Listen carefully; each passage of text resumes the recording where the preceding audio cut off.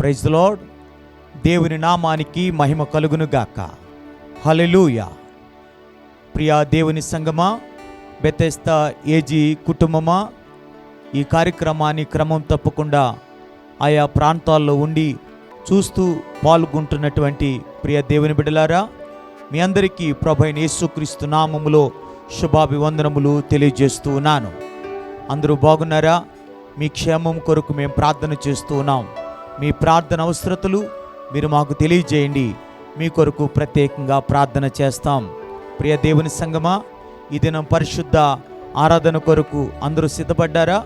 సమయం అవుతుంది. ప్రార్థన చేసుకుని ప్రారంభించుకునవలసిన వారమైంటున్నాం. మీరందరూ కూడా బలను సిద్ధం చేసుకుని ఉన్నారా? ఈ దినము పాటలతో, ఆరాధనతో, కీర్తన భాగముతో, వాక్య భాగముతో, బల్లారాధనతో మనం ప్రభులో గడపబోతూ ఉన్నాం. ప్రభు మనల్ని దీవించబోతూ ఉన్నాడు. మీరందరూ కూడా అలాగని సిద్ధపడి ఉన్నారని నమ్మి నేను దేవుని స్తుతిస్తూ ఉన్నాను. ప్రార్థన చేసుకుని ప్రారంభించుకుందామా?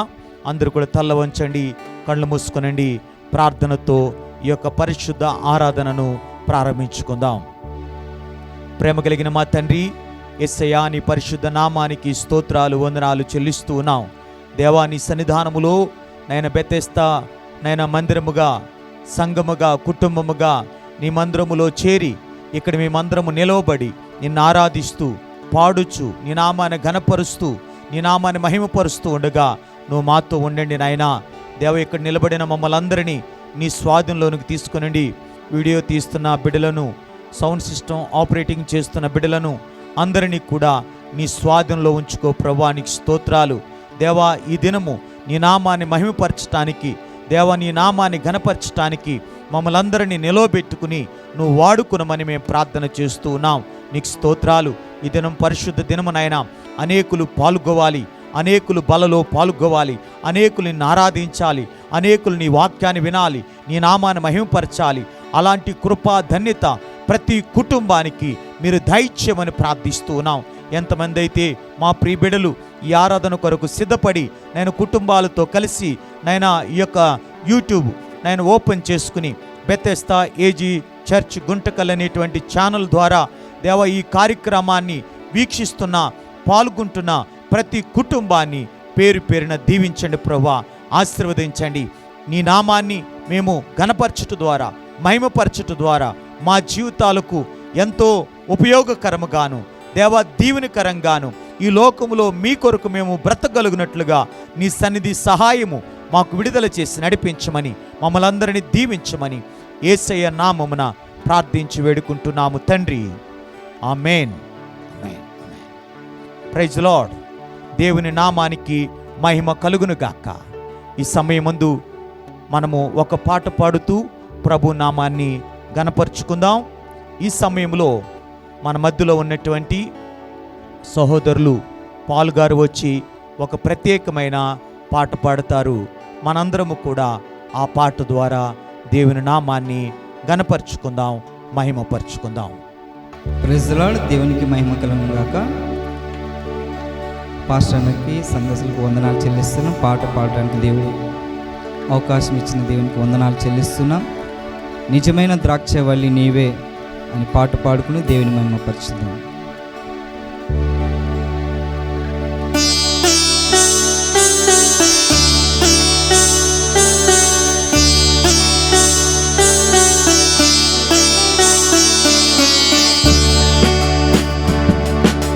నిజమైన ద్రాక్షవల్లి నీవే, నిత్యమైన సంతోషము నీలోనే. నిజమైన ద్రాక్షవల్లి నీవే, నిత్యమైన సంతోషము నీలోనే. శాశ్వతమైనది, ఎంతో మధురమైనది, నా పైన నీకున్న ప్రేమ, ఎనలేని నీ ప్రేమ, ఎనలేని నీ ప్రేమ. నిజమైన ద్రాక్షవల్లి నీవే, నిత్యమైన సంతోష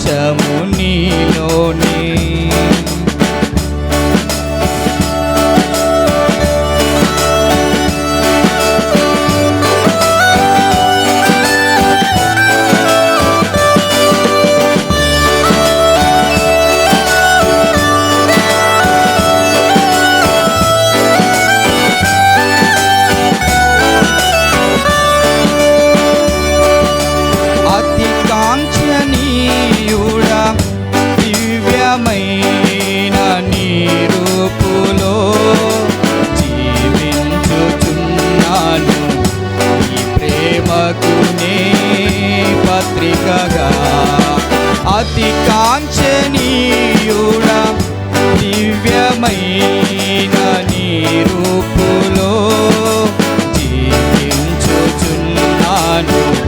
నీ ప్రేమకు నే పత్రికగా శిథిలమై ఉండగా నేను నీదు రక్తముతో కడిగి నీ పోలికగా మార్చినావే నా యేసయ్యా.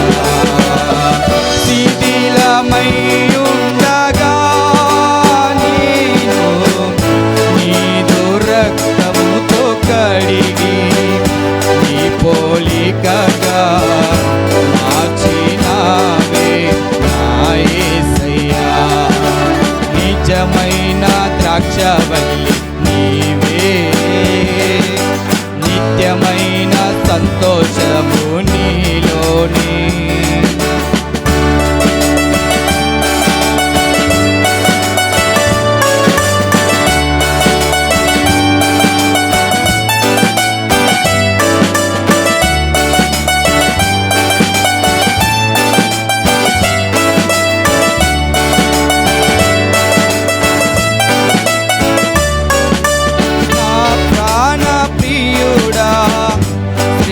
శ్రేష్టమైన ఫలములతో అర్పించుచున్నాను సర్వము నీకే అర్పణగా.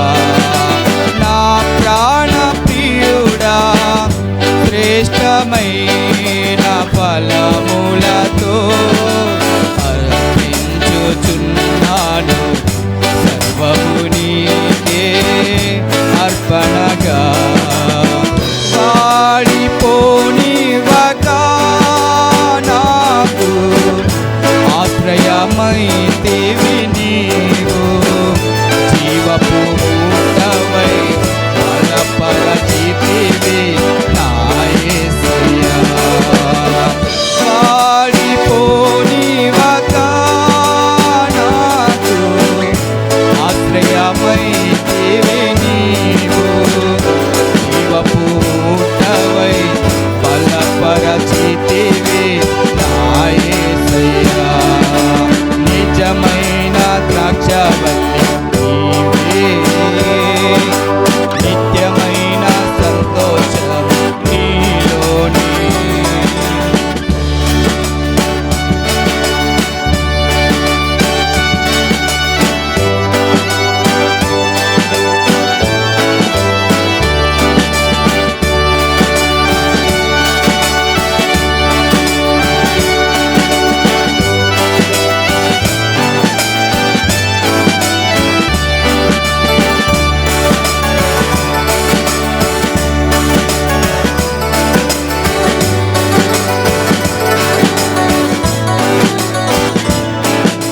శాలేము రాజా రమ్యమైన సీయోనుకే నన్ను నడిపించుము నీ చిత్తమైన మార్గములో.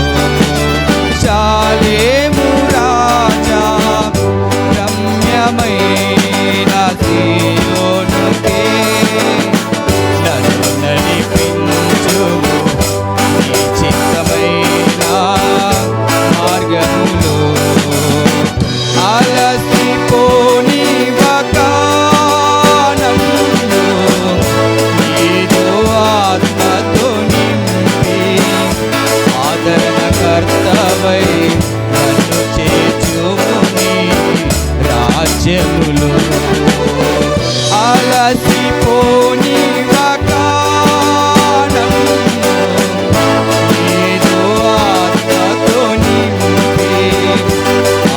ఆదరణకర్తవై నన్ను చేర్చుము నీ రాజ్యములో.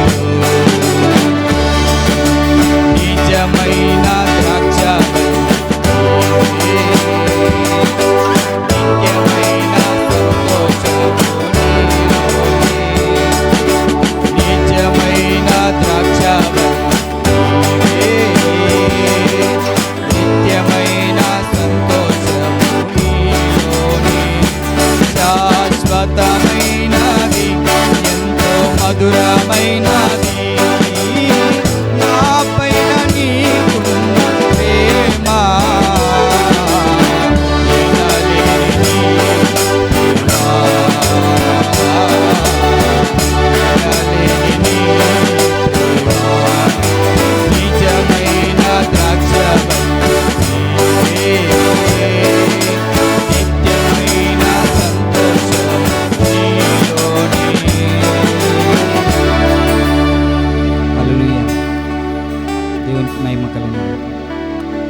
లార్డ్.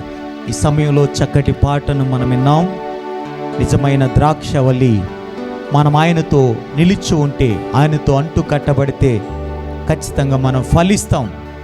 మన యేసయ్యతో కలిసి మనము జీవించాలి, అంటు కట్టబడి మనం ఉండాలి. అప్పుడు దేవుడు మన జీవితాలను గొప్పగా దీవిస్తాడు.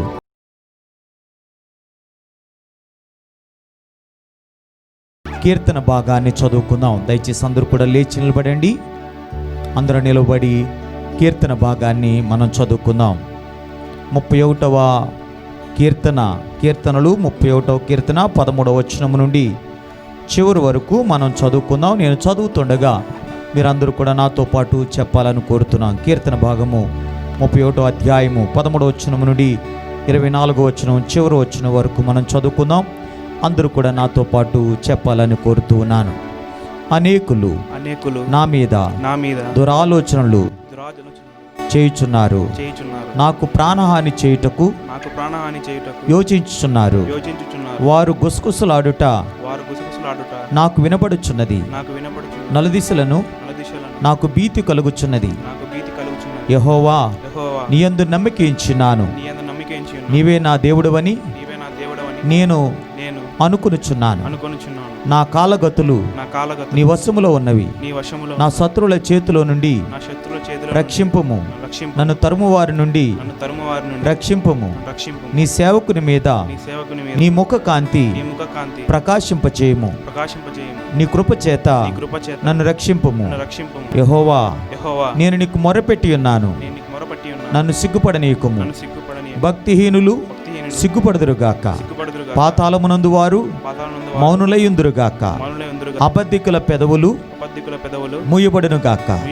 వారు గర్వమును అసహ్యమును అగపరచుచు నీతిమంతుల మీద కఠోరమైన మాటలు పలుకుదురు.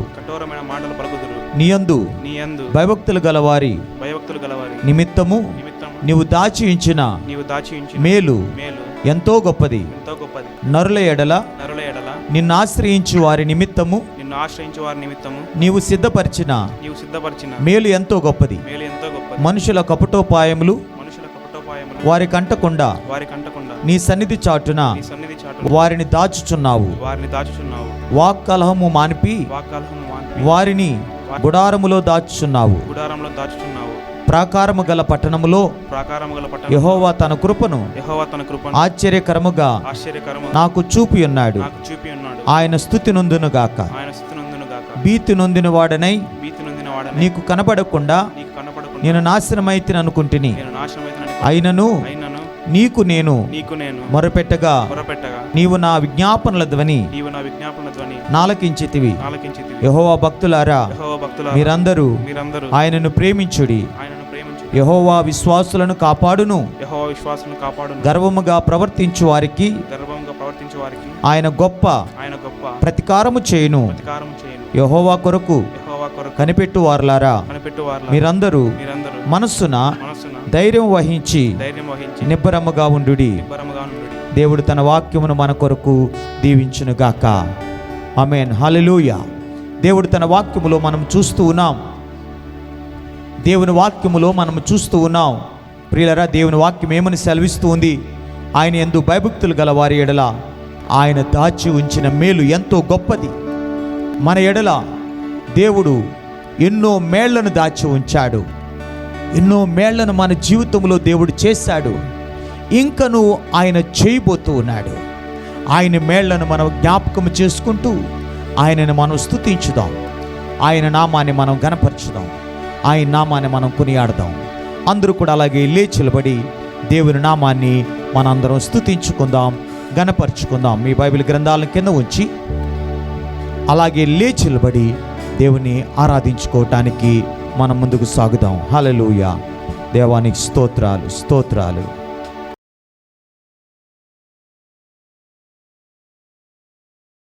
ఓ యేసయ్యా, స్తోత్రము తండ్రి. హల్లెలూయా, హల్లెలూయా.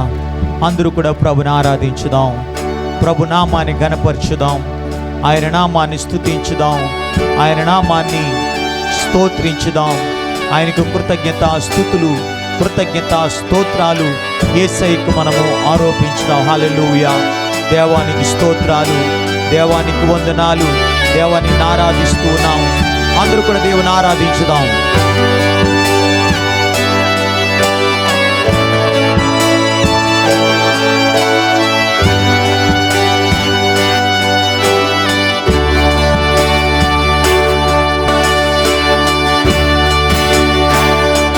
నీవే నా ప్రాణము, నీవే నా సర్వము, నీవే నా జీవము యేసయ్యా. నీవే నా ప్రాణము, నీవే నా సర్వము, నీవే నా జీవము యేసయ్యా. మరువలేను నీదు ప్రేమ, విడువలేనయా నీ స్నేహం. మరువలేను నీదు ప్రేమ, విడువలేనయా నీ స్నేహం.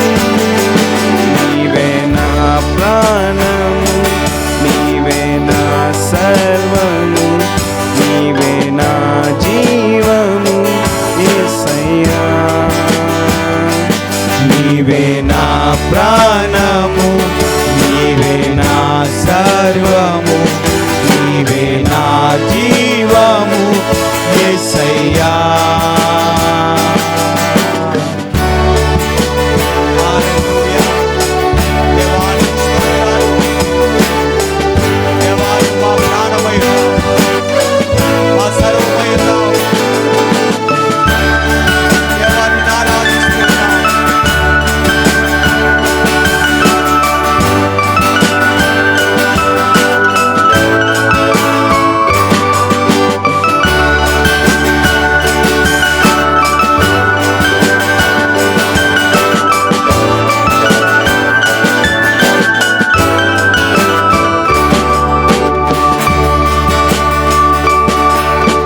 మార్గం నీవే, సత్యం జీవం నీవే, జీవించుటకు ఆధారం నీవే.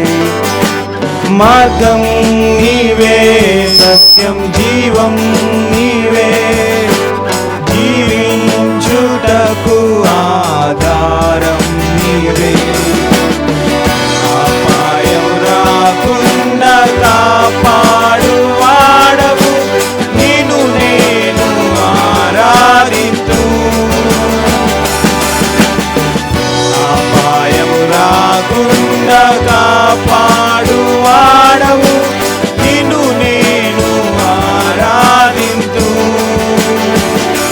మరువలేను నీదు ప్రేమ, విడువలేనయా నీ స్నేహం. మరువలేను నీదు ప్రేమ, విడువలేనయా నీ స్నేహం. నీవే నా ప్రాణము, నీవే నా సర్వము, నీవే నా జీవము యేసయ్యా. నీవే నా ప్రాణము, నీవే నా సర్వము, నీవే నా జీవము యేసయ్యా. హల్లెలూయా. దేవానికి స్తోత్రాలు. ఆమేన్. నా తోడు నీవేనయ్యా, నా నీడ నీవేనయ్యా.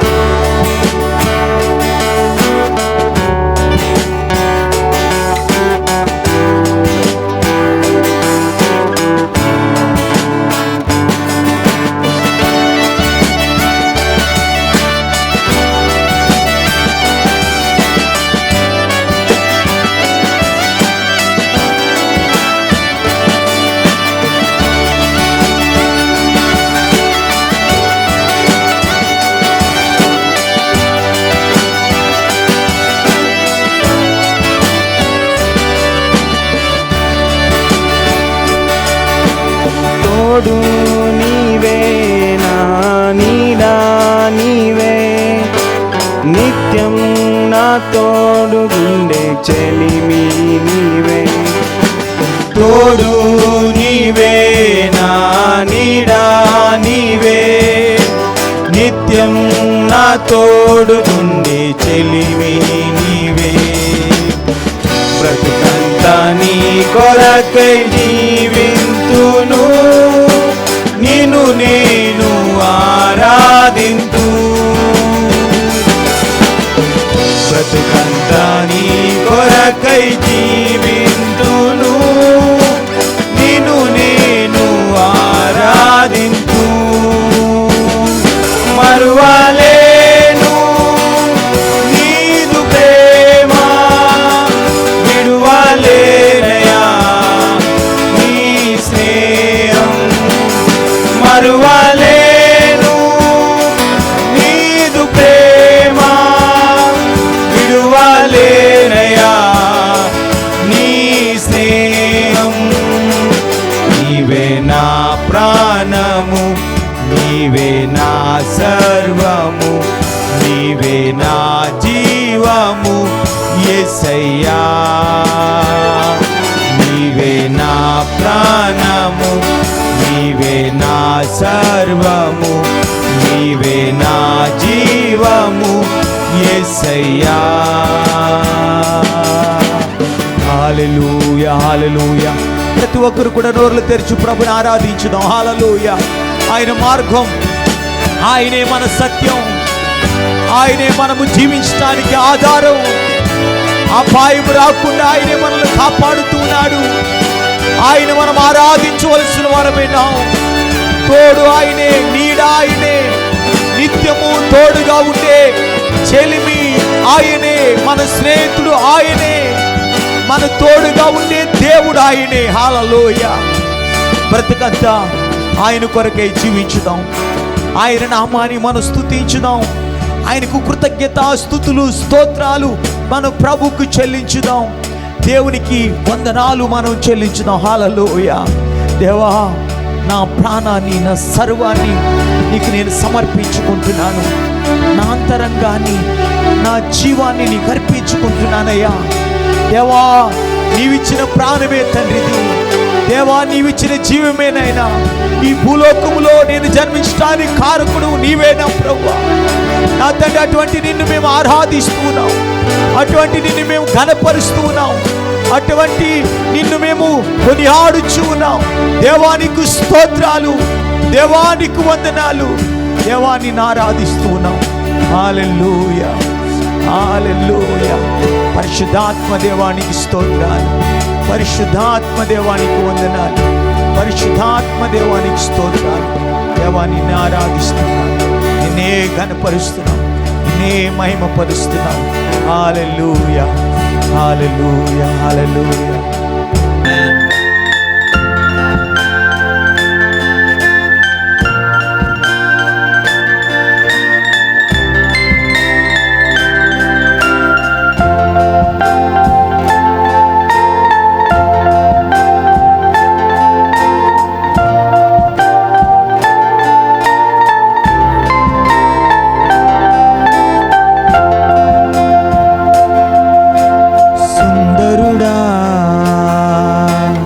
అతిశయుడా, మహోన్నతుడా, నా ప్రియుడా, సుందరుడా, అతిశయుడా, మహోన్నతుడా, నా ప్రియుడా, సుందరుడా, అతిశయుడా, మహోన్నతుడా, నా ప్రియుడా, సుందరుడా, అతిశయుడా, మహోన్నతుడా, నా ప్రియుడా. 10,000లలో నీవు అతి సుందరుడవు, నా ప్రాణ ప్రియుడవు నీవే. షారోను పుష్పమా, లోయలోని పద్మమా, నిన్ను నేను కనుగొంటినే. 10,000లో నీవు అతి సుందరుడవు, నా ప్రాణ ప్రియుడవు నీవే. షారోను పుష్పమా, లోయలోని పద్మమా, నిన్ను నేను కనుగొంటినే. సుందరుడా, అతిశయుడా, మహోన్నతుడా, నా ప్రియుడా. సుందరుడా, అతిశయుడా, మహోన్నతుడా, నా ప్రియుడా. హల్లెలూయా. దేవుని ఆరాధించుదాం. 10,000లో అతి సుందరుడు, మహోన్నతుడు. ఆమేన్. హల్లెలూయా. ఆయనను కనుక్కునే ధన్యతను దేవుడు మనకిచ్చాడు. ఓ యేసయ్యా, నిన్ను ఆరాధిస్తున్నాను. ఆమేన్. నిన్ను చూడాలని, నీ ప్రేమలో ఉండాలని నేను ఆశించుచున్నాను.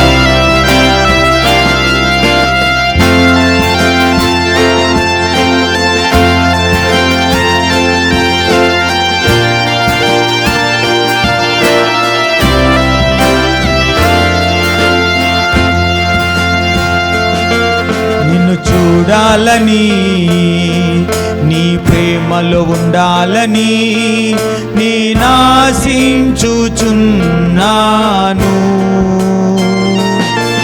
నిన్ను చూడాలని, నీ ప్రేమలో ఉండాలని నేనాశించుచున్నాను. అందరూ పాడుతా, నిన్ను చూడాలని, నిన్ను చూడాలని, నీ ప్రేమలో ఉండాలని నేనాశించుచున్నాను. నిన్ను చూడాలని, నీ ప్రేమలో ఉండాలని నేనాశించుచున్నాను.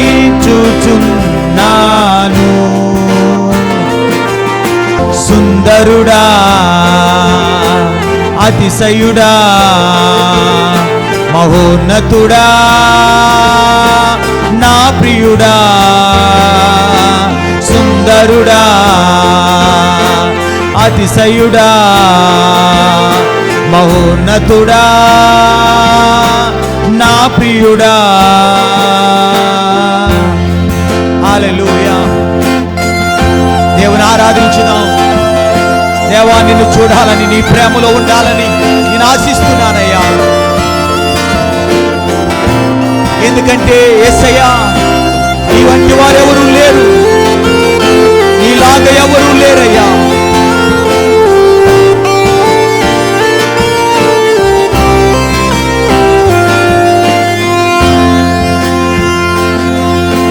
యేసయ్యా, నా యేసయ్యా, నీ వంటి వారెవ్వరు. యేసయ్యా, నా యేసయ్యా, నీలాగా లేరెవ్వరు. యేసయ్యా, నా యేసయ్యా, నీ వంటి వారెవ్వరు. యేసయ్యా, నా యేసయ్యా, నీలాగా లేరెవ్వరు. సుందరుడా, అతిశయుడా, మహోన్నతుడా, నా ప్రియుడా. సుందరుడా, అతిశయుడా, మహోన్నతుడా, నా ప్రియుడా. మరొకసారి, సుందరుడా, అతిశయుడా, మహోన్నతుడా, ప్రియుడా సుందరుడా అతిశయుడా మహోన్నతుడా నా ప్రియుడా 10,000లో నీవు అతి సుందరుడవు నా ప్రాణ ప్రియుడవు నీవే షారోను పుష్పమా లోయలోని పద్మమా నిన్ను నేను కనుగొంటినే 10,000లో నీవు అతి సుందరుడవు నా ప్రాణ ప్రియుడవు నీవే షారోను పుష్పమా లోయలోని పద్మమా నిన్ను నేను కనుగొంటినే సుందరుడా అతిశయుడా మహోన్నతుడా నా ప్రియుడా సుందరుడా అతిశయుడా మహోన్నతుడా నా ప్రియుడా హల్లెలూయా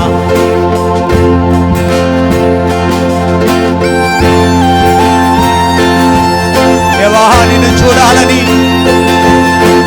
నీతో ఉండాలని యేసు నిన్ను ఆశిస్తున్నానయ్యా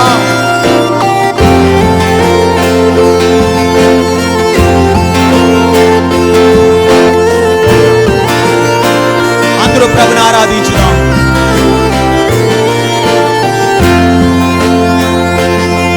నిన్ను చూడాలని నీ ప్రేమలో ఉండాలని నేను ఆశించుచున్నాను నిన్ను చూడాలని నీ ప్రేమలో ఉండాలని నేను ఆశించుచున్నా అందరూ పాడతా నిన్ను చూడాలని నిన్ను చూడాలని నీ ప్రేమలో ఉండాలని నేను ఆశించుచున్నాను నిన్ను చూడాలని నీ ప్రేమలో ఉండాలని నేను ఆశించుచున్నాను సుందరుడా అతిశయుడా మహోన్నతుడా నా ప్రియుడా సుందరుడా అతిశయుడా మహోన్నతుడా నా ప్రియుడా హల్లెలూయా దేవా నిన్ను ఆరాధిస్తూ ఉన్నాను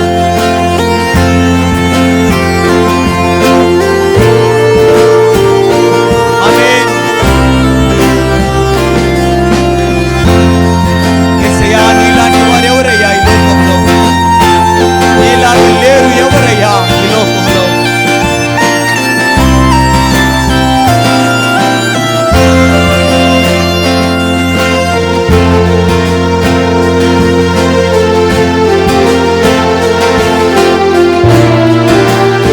చేతులెత్తి పాడదాం యేసయ్యా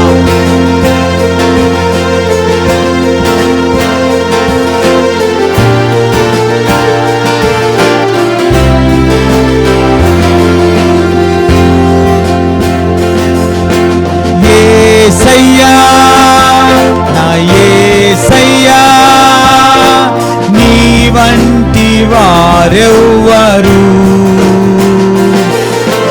యేసయ్యా నా యేసయ్యా నీలాగా లేరెవ్వరు అందరూ కలిసి యేసయ్యా యేసయ్యా యేసయ్యా నీ వంటి వారెవ్వరు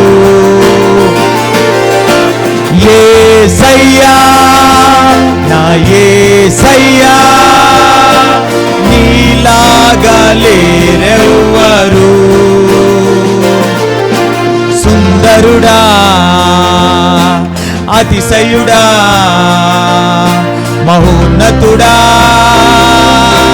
నా ప్రియుడా సుందరుడా అతిశయుడా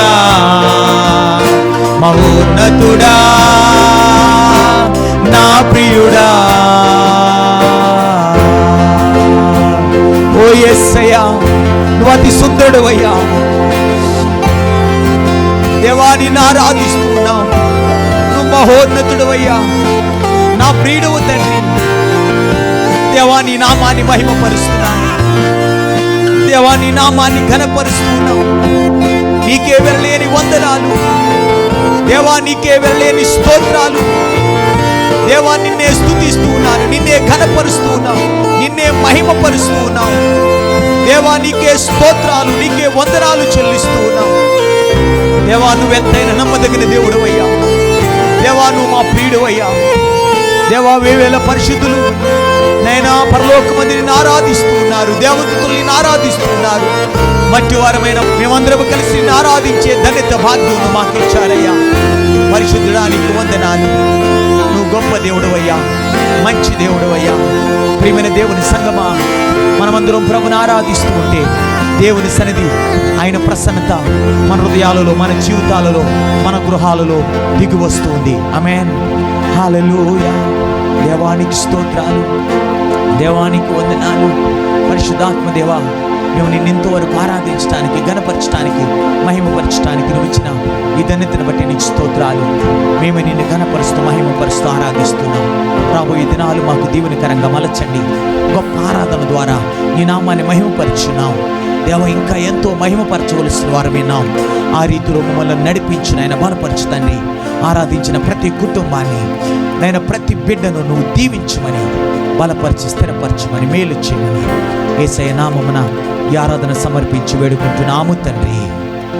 ఆమేన్, ఆమేన్, ఆమేన్. దేవుని నామానికి మహిమ కలుగును గాక. హల్లెలూయా, హల్లెలూయా. చక్కటి పాట పౌలు గారు పాడి వినిపించారు. వారికి వందనాలు. చక్కటి కీర్తన భాగాన్ని చదివి ప్రభు నామాన్ని మనం గణపరిచాం. అంత మాత్రమే కాదు, చక్కటి ఆరాధనలో పాటలు పాడుతూ ప్రభు నామాన్ని గణపరిచాం. దేవుని నామానికి మహిమ కలుగును గాక. హల్లెలూయా. ప్రియమైన దేవుని బిడ్డలారా, ఈ సమయమందు మనమందరము కూడా దేవుని యొక్క వాక్యాన్ని వినటానికి సిద్ధపడదాం. వాక్యాన్ని విందాం.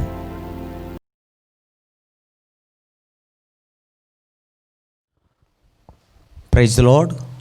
దేవుని నామానికి మహిమ కలుగును గాక.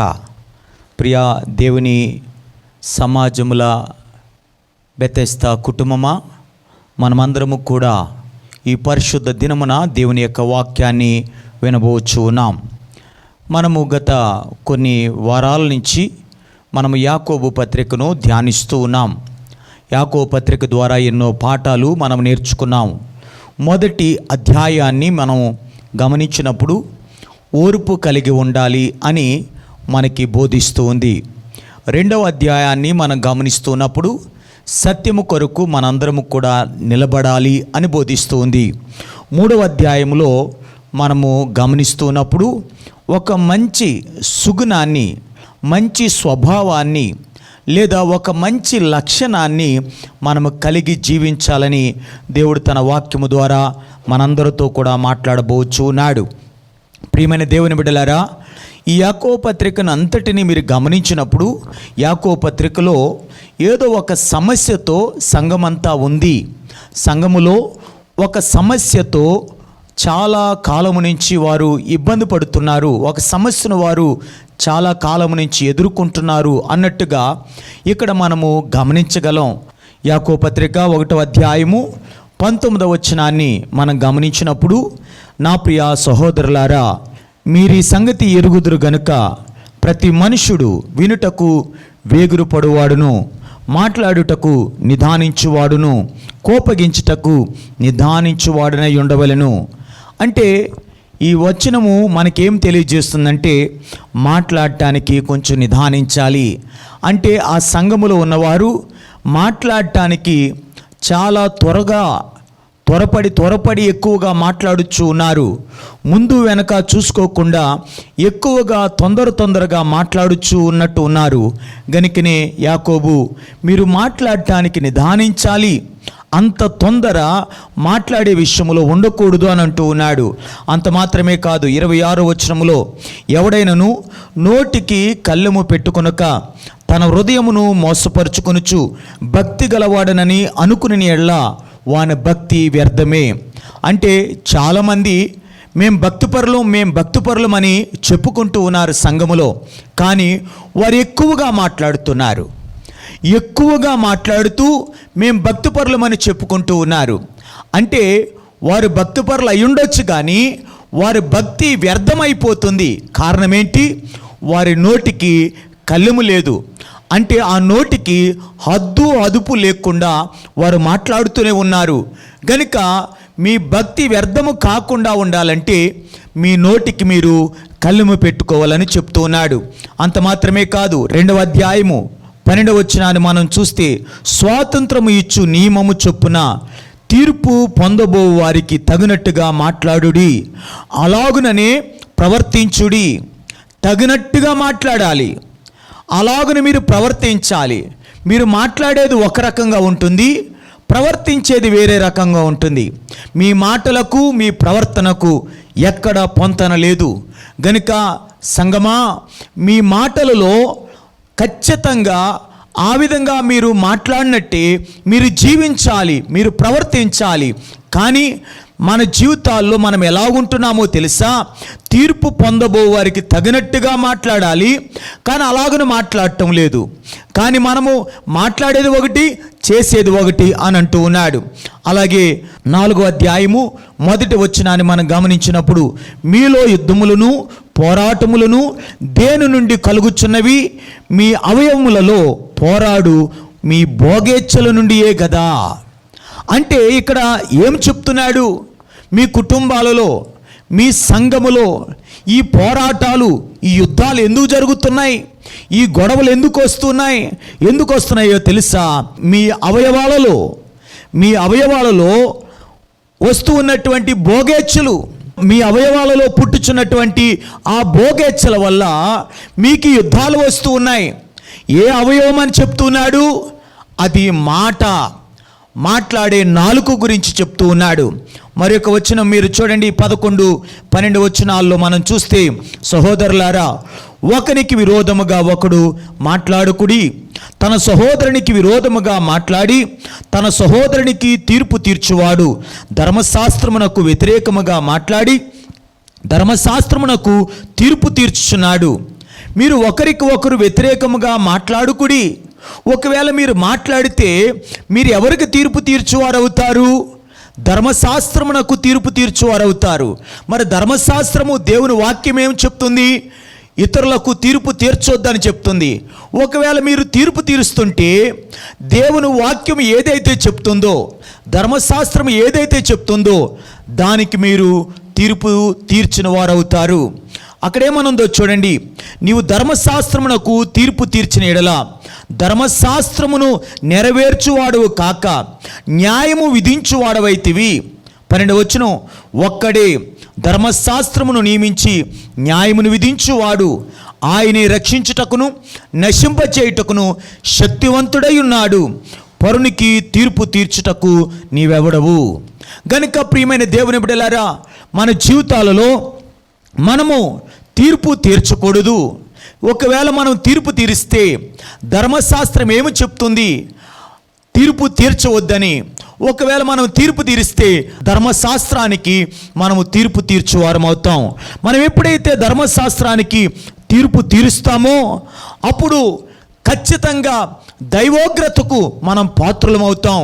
గనుక ఈ విధమైన వచనాలు 1వ అధ్యాయములో, మరి 2వ అధ్యాయములో, 4వ అధ్యాయములో, 3వ అధ్యాయములో రాయబడి ఉన్నాయంటే ఇక్కడ ఉన్న సమస్యను మనము గమనించినప్పుడు ఈ సంఘములో అందరూ కూడా ఎక్కువగా మాటల్లో తప్పిపోతున్నారు అని మనకు అర్థమవుతుంది. కనుక ప్రియమైన దేవుని బిడ్డలారా, మనము మాటల్లో తప్పిపోకుండా మనం ఉండాలి అని దేవుడు మనతో మాట్లాడుతున్నాడు. ప్రియమైన దేవుని బిడ్డలారా, దేవుని యొక్క వాక్య భాగాన్ని మనము జాగ్రత్తగా గమనించినప్పుడు ఈ యొక్క మాటల విషయాల్లో మనం ఎలాగన మాదిరికరంగా జీవించాలి, మాటల విషయాల్లో మనం ఎలాగన జీవింపజేసేటట్లు జీవించాలి, మాటల విషయాల్లో ఎలాగున ఆనందింపజేసేటట్లు మనం జీవించాలి. 3 విషయాలు నేను ఈ దినం మీకు బోధించబోతున్నాను. మన జీవితాలలో మన మాటలు మాదిరికరంగా ఉండేటట్లుగా ఉండాలి, మన మాటలు జీవింపజేసేటట్లుగా ఉండాలి, మన మాటలు ఆనందింపజేసేటట్లుగా ఉండాలి.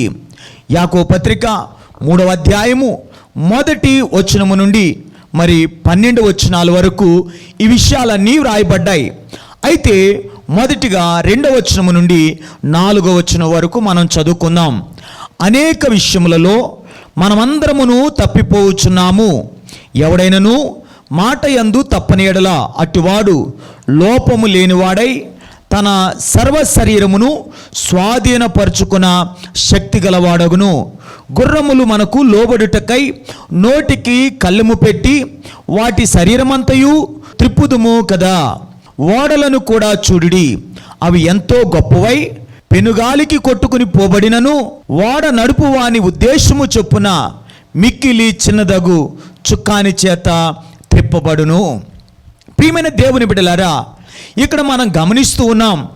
2వ వచనంలో అంటున్నాడు, మనమందరమును అనేక విషయములలో మనము తప్పిపోవచ్చు ఉన్నాం. అలాగన మనమందరము కూడా తప్పిపోకుండా ఉండాలి అని అంటే ఏం చేయాలి? 2 విషయాలు చెప్పాడు.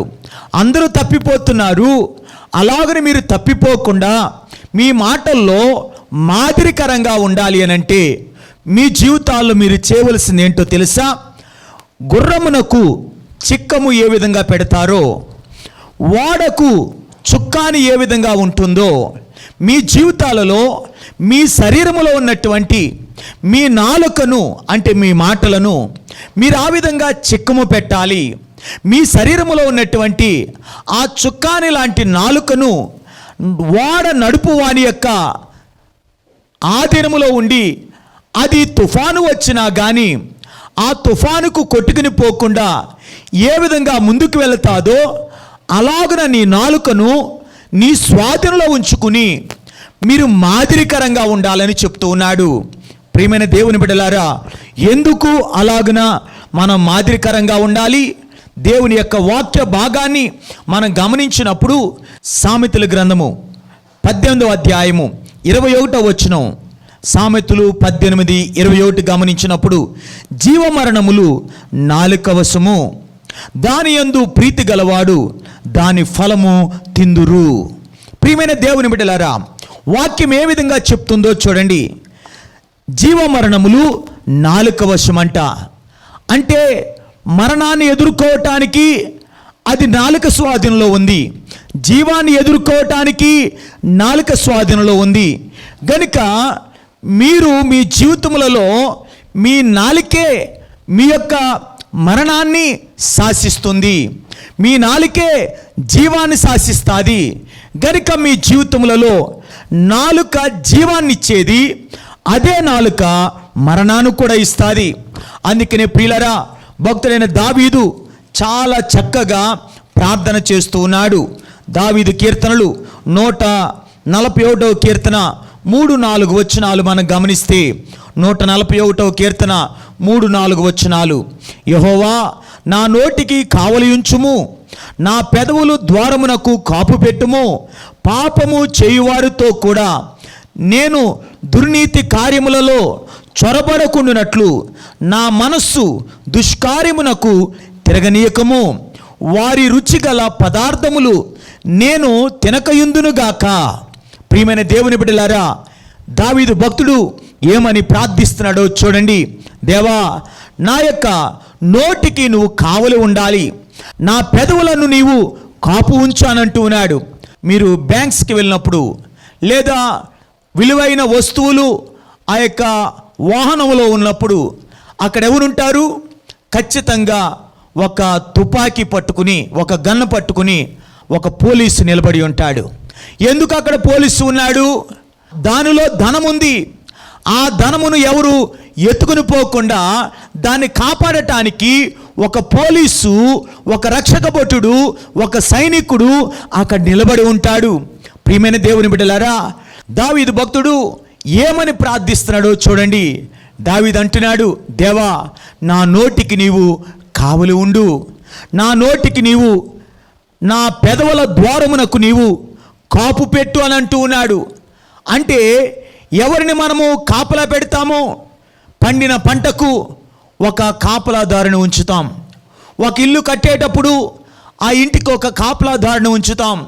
ఒక బ్యాంకుకు విలువైన బంగారం ఉన్న చోట, విలువైన వస్తువులు ఉన్న చోట అక్కడ మనము కాపు కాయటానికి ఒక వ్యక్తిని మనం పెడతాం. ప్రియులారా, భక్తుడైన దావీదు చాలా చక్కగా మాట్లాడుతూ ఉన్నాడు, ప్రార్థిస్తూ ఉన్నాడు.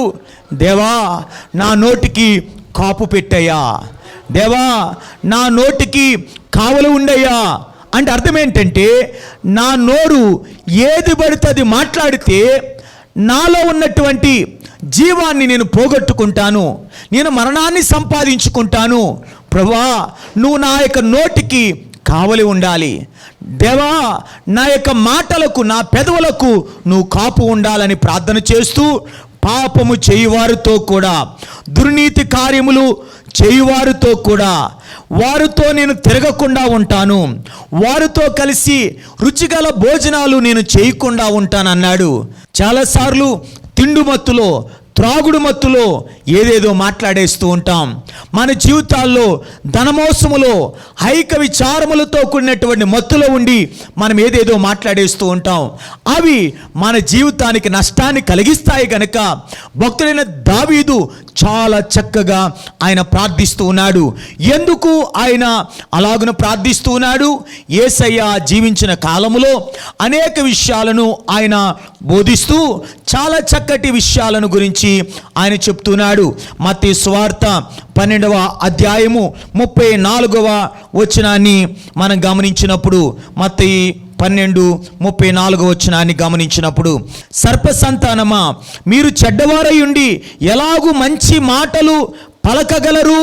హృదయమందు నిండియుండు దానిని బట్టి నోరు మాట్లాడును గదా.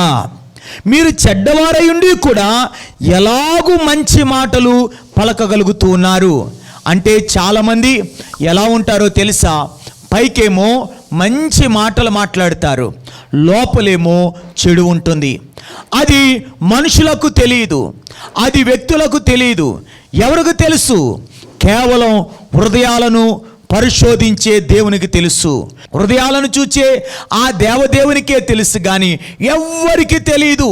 అందుకనే యేసయ్య వారి అంతరంగాలు ఎరిగి, వారి హృదయాలు దేనితో నింపబడి ఉన్నాయో అది చూచి అంటున్నాడు, మీరు ఎలాగున మంచి మాటలు పలకగలుగుతూ ఉన్నారు?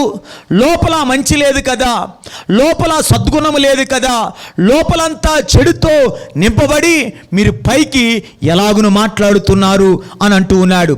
అవును ప్రియులారా, హృదయము నిండిన దానిని బట్టి నోరు మాట్లాడును. మన హృదయం దేనితో నింపబడుతుందో దాన్ని బట్టి నోరు మాట్లాడుతుంది. ప్రియమైన దేవుని బిడ్డలారా, హృదయమునకు ప్రభువుగా యేసయ్య ఉంటే మన నాలుగు కూడా ఆయనే ప్రభువుగా ఉంటాడు, మన నాలుగు కూడా ఆయనే దేవుడిగా ఉంటాడు, మన నాలుగు కూడా ఆయనే సంరక్షకుడిగా ఉంటాడు. గనుక మీరు ఏం చేయాలి? మీ హృదయాలలో యేసుని ప్రభువుగా స్వీకరిస్తే మీ మాటల పైన కూడా దాని ప్రభావం ఉంటుంది. ప్రియమైన దేవుని బిడ్డలారా, చుక్కానికి చిక్కానికి ఉన్న శక్తి ఏంటో తెలుసా? ప్రియమైన దేవుని బిడ్డలారా, చుక్కానికి చిక్కానికి ఉన్న శక్తి ఏంటో తెలుసా ప్రియులరా? అది సరైన మార్గములో వెళ్ళటానికి ఆ యొక్క చిక్కము, సరైన దారిలో వెళ్ళటానికి, సరైన గమ్యం వెళ్ళటానికి ఆ చుక్కాని చాలా సహాయపడుతుంది. ఆ చుక్కానిలో, ఆ యొక్క చిక్కములో గొప్ప శక్తి ఉంది. అలాగే మీ జీవితములలో మీ నాలుకను దేవుని యొక్క స్వాధీనములోనికి రాగలిగితే సరైన గమ్యములోనికి వెళ్ళగలవు. వాడకు చాలా ఇబ్బందులు వస్తాయి, భయంకరమైన గాలులు వస్తాయి, మరి తుఫాన్లు వస్తాయి. పెద్ద పెద్ద భయంకరమైన గాలి చేత ఆ ఓడలు కొట్టుకుని పోయే అవకాశం ఉంది. కానీ ఓడ నడుపు వాని యొక్క చేతిలో ఆ చుక్కాని ఉంటుంది కనుక ఆ యొక్క తెరతో, ఆ చుక్కానితో ఆ యొక్క గాలికి కొట్టుకుని పోకుండా గమ్యాన్ని చేర్చటానికి ఆ ఓడ నావికుడు ఆ చుక్కానిని తన స్వాధీనంలో ఉంచుకుని ఆ గాలి వచ్చే దాన్ని బట్టి దాన్ని తిప్పుతూ ఉంటాడు గనుక గమ్యానికి ఓడ వెళ్ళగలుగుతుంది. అలాగే గుర్రము కూడా అంతే. ఆ గుర్రానికి ఒక చిక్కము ఉంటుంది. ఆ చిక్కముతో కూడినటువంటి తాడు ఆ గుర్రము నడిపేటువంటి ఆ యొక్క యజమాని చేతిలో ఉంటుంది కనుక ఆ గుర్రం మీద ఎక్కినటువంటి ఆ యజమానుడు తన యొక్క ఆ చిక్కముతో కూడినటువంటి ఆ తాళ్లను పట్టుకుని ముందుకు వెళుతూ ఉంటే అతడు ఎక్కడికి వెళ్ళగలడు, అక్కడికి ఆ గుర్రము తీసుకెళ్తుంది. అంటే ప్రియులరా, మన నాలుక ఎవరు స్వాధీనంలో ఉండాలి? నావికుని స్వాధీనంలో ఓడ యొక్క చుక్కాని ఉన్నట్టు, అలాగే గుర్రము యొక్క ఆ చిక్కము రౌతు స్వాధీనంలో ఉన్నట్టుగా మన నాలుక మన దేవుని యొక్క స్వాధీనంలో ఉంటే మనము ఖచ్చితంగా మాదిరికరముగా, మనము ఖచ్చితంగా గమ్యము చేరే ఒక మాదిరికరమైన బిడ్డలంగా మనం ఉంటామని దేవుడు మనతో మాట్లాడుచున్నాడు. దేవుని నామానికి మహిమ కలుగును గాక. హల్లెలూయా. అంత మాత్రమే కాదు ప్రియులరా, ఈ నాలుక మనలను జీవింపజేసేటువంటి శక్తి ఉంది. మాదిరికరంగా గమ్యాన్ని చేర్చే శక్తి ఉంది ఈ నాలుకకు. అంత మాత్రమే కాదు, ఈ నాలుకకు మనలను జీవింపజేసే శక్తి ఉంది. చూడండి, యాకోబు పత్రిక 3వ అధ్యాయము 5-8 వచనాలు. యాకోబు 3:5-8 వచనాలు. అలాగననే నాలుక కూడా చిన్న అవయవమైనను బహుగా అదురుపడును. ఎంత కొంచెము నిప్పు ఎంత విస్తారమైన అడవిని తగలబెట్టును. నాలుక అగ్నియే. నాలుక మన అవయములలో ఉంచబడిన పాప ప్రపంచమై సర్వ శరీరమునకు మాలిన్యము కలగజేయుచు ప్రకృతి చక్రమునకు చిచ్చు పెట్టును. అది నరకము చేత చిచ్చు పెట్టబడును. మృగపక్షి సర్ప చరములలో ప్రతి జాతియు నరజాతి చేత సాధు కాజాలును. సాధు ఆయను గాని ఏ నరుడును నాలుకను సాధు చేయనేరడు. అది మరణకరమైన విషముతో నిండినది. అది నిరర్గళమైన దుష్టత్వమే. చదువుకున్న వాక్య భాగాన్ని మనము జాగ్రత్తగా మనం గమనించినప్పుడు ఇక్కడ మనము 2 ఉదాహరణలు చెప్తూ ఉన్నాడు. ఒకటి అగ్ని, రెండవది విషజంతువు. అగ్ని, విషజంతువు. చూడండి పిల్లరా, ఇక్కడ ఏం చెప్తున్నాడు? నాలుక చిన్నదే కానీ ఆ నిప్పు కూడా చిన్నదే, కానీ అది అంటబడితే అది అడవునంతటిని కూడా తగలబెడుతుంది. నాలుక కూడా చిన్నదే కానీ అది మొత్తం ప్రపంచమంతటిని కూడా అంటించే శక్తి ఈ నాలుకకు ఉంది. ప్రియమైన దేవుని బిడ్డలారా, దేవుని యొక్క వాక్య భాగాన్ని మనం ఇక్కడ గమనించినప్పుడు నాలుక చిన్న అవయవమే కానీ అది బహుగా అదురుపడును. అదురుపడుననే దగ్గర పుట్నోట్స్లో ఏముంది? అతిశయపడును. చాలాసార్లు మన మాటలు అతిశయానికి కారణమవుతాయి. చాలా గొప్పగా మాట్లాడతాం, లేనిది ఉన్నట్టుగా ఉన్నది లేనట్టుగా అదురుపడుచు నేనేదో పెద్ద ఘనకార్యము చేసిన వ్యక్తిగా, నేనేదో సాధించిన వ్యక్తిగా, నాలో లేనిది కూడా ఉన్నట్టుగా చెప్పుకోవటానికి మనము అతిశయపడుతూ ఉంటాం. నాలుక అలాంటి పని చేస్తుంది. అందుకే ప్రియులరా, ఎంత కొంచెము నిప్పైనా విస్తారమైన అడవిని తగలబెడుతుంది. నాలుక అగ్ని కనుక ప్రియులరా, ఇక్కడ మనం గమనించాలి, కొంచెము నిప్పే కానీ అడవినంతటిని తగలబెట్టే శక్తి ఉంది. అంటే ఈ యొక్క నాలుక అగ్నితో పోల్చబడింది. ఈ యొక్క అగ్నికి శక్తి ఉంది, అంటే నాలుకకు శక్తి ఉంది. ఈ యొక్క నాలుకతో సమాధానాన్ని మనము విడుదల చేయొచ్చు, ఇదే నాలుకతో వినాశనాన్ని విడుదల చేయొచ్చు, నాశనాన్ని విడుదల చేయొచ్చు. మరి మన నాలుక అగ్నితో పోల్చబడింది. నువ్వు నాశనానికి నీ నాలుకను వాడుతున్నావా, సమాధానానికి నాలుకను వాడుతున్నావా? సామెతల గ్రంథము 26వ అధ్యాయము 20వ వచనము 21వ వచనం మనం చదివితే, సామెతల గ్రంథము 26వ అధ్యాయము 20-21వ వచనాన్ని మనము చదవగలిగితే అక్కడున్న మాట ఏంటంటే, కట్టెలు లేని ఎడల అగ్ని ఆరిపోవును, కొండగాడు లేని ఎడల జగడములు చల్లారును. అగ్నికి కట్టెలు, వేడి బూడిదకు బొగ్గులు, అగ్నికి కట్టెలు, కలహములు పుట్టించుటకు కలహప్రియుడు. చూడండి ఎంత స్పష్టంగా ఇక్కడ రాయబడి ఉన్నదో. ప్రియమైన దేవుని బిడ్డలారా, దేవుడు తన వాక్యములో చాలా చక్కగా చెప్తున్నాడు, కట్టెలు లేని ఎడల అగ్ని ఆరిపోవును. అంటే కొండెములు చెప్పేవాడు లేకపోతే సమాధానం వస్తుంది. కానీ ఈ దినాల్లో కొండెములు చెప్పేవారు ఎక్కువ గనక సమాధానము లేకుండా పోతుంది. ఒకరితో ఒకరు ఎందుకు సమాధానము లేకుండా ఉంటున్నారు? మధ్యలో ఆ కొండెములు చెప్పేవారు ఉంటారు. నీ గురించి అలాగన్నారట, నీ గురించి ఇలాగన్నారట. ప్రియమైన దేవుని బిడ్డలారా, వాక్యంలో మనం చూస్తూ ఉన్నాం, కట్టెలు లేని ఎడల అగ్ని ఆరిపోవును. కలహములు ఆగిపోవాలి అనంటే కొండగాడు లేకుండా పోవాలి. కొండగాడంటే ఎవరు? చాడీలు చెప్పేవారు. ఇద్దరి మధ్య సంధి కుదర్చవలసింది పోయి ఇద్దరి మధ్య తగాదాలు పెట్టేవారు ఈ లోకములో అనేక మందిని మీ జీవితాల్లో, మన జీవితాల్లో మనం గమనించగలం. సమస్యలు ఎప్పుడు ఎక్కువ అవుతాయో తెలుసా? అగ్ని ఎక్కువ విరజిమ్ముతుంది. అగ్ని ఎప్పుడు ఎక్కువ అవుతుంది? అక్కడ ఆరిన కట్టెలు ఉంటే. అక్కడ గనక కట్టెలు ఉంటే ఆ అగ్ని కొంచెమైనా మొత్తమంతా తగలబడిపోవటానికి, అడవంతా కాలిపోవటానికి పక్కన ఉన్నటువంటి కట్టెలు. అదేవిధంగా మన జీవితాలలో మనము నష్టపోవటానికి కారణం ఎవరంటే కొండెగాడు, చాడీలు చెప్పేవాడు. నీ గురించి అలాగన్నాడట, నీ గురించి ఇలాగన్నారట.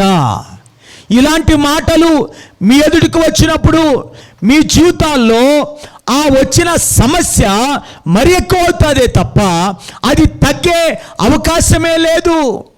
కారణం ఏంటంటే ఈ కొండెగాడు అగ్ని రాజబెడతాడు. కనుక ఈ విషయాన్ని మనం గమనించాలి. అంత మాత్రమే కాదు, కొండెగాని మాటలు రుచిగల పదార్థములు గలవి, అవి కడుపులోనికి దిగిపోవును. కలహములు పుట్టించుటకు కలహప్రియుడు. వేడి బూడిదకు బొగ్గులు తోడైతే, అగ్నికి కట్టెలు తోడైతే ఏ విధముగా పెద్ద మంట వస్తుందో, అలాగే చాలామంది ఆ వేడి బూడిదకు బొగ్గులుగా ఉంటారు. పిల్లరా, చాలామంది ఎలా ఉంటారంటే ఆ అగ్నికి కట్టెలుగా ఉంటారు. ఇంకా గొడవ జరగని, ఇంకా సమస్య పెద్దగా కానీ, ఇంకా అల్లరి కానీ, ఇంకా ఏమైనా అవని అన్నట్టుగా సమస్యను ఎక్కువ చేస్తారు. అందుకే ప్రియులరా, ఈ నాలుకకు నశింపజేసే శక్తి ఉంది, అదే సమయంలో జీవింపజేసే శక్తి ఉంది. గనుక ప్రియులరా, మన జీవితాలలో మనము దేవుని యొక్క సన్నిధానములో దావీదు అంటున్న మాటను మనము జ్ఞాపకం చేసుకోవాలి. కీర్తన భాగము 39వ అధ్యాయము మొదటి 3 వచనాలను మనం గమనించినప్పుడు, కీర్తన భాగము 39వ అధ్యాయము మొదటి 3 వచనాలు, నా నాలుకతో పాపము చేయకుండానట్లు నా మార్గములను జాగ్రత్తగా చూచుకుందును. భక్తిహీనులు నా ఎదుటనున్నప్పుడు నా నోటికి చిక్కము ఉంచుకుందును అనుకుంటుని. నేను ఏమియో మాట్లాడక మౌనినైతిని, క్షేమమును గూర్చి అయినను పలుకక నేను మౌనముగా నుంటిని. అయినను నా విచారము అధికమాయెను, నా గుండె నాలో మండుచుండెను, నేను ధ్యానించుచుండగా మంట పుట్టెను.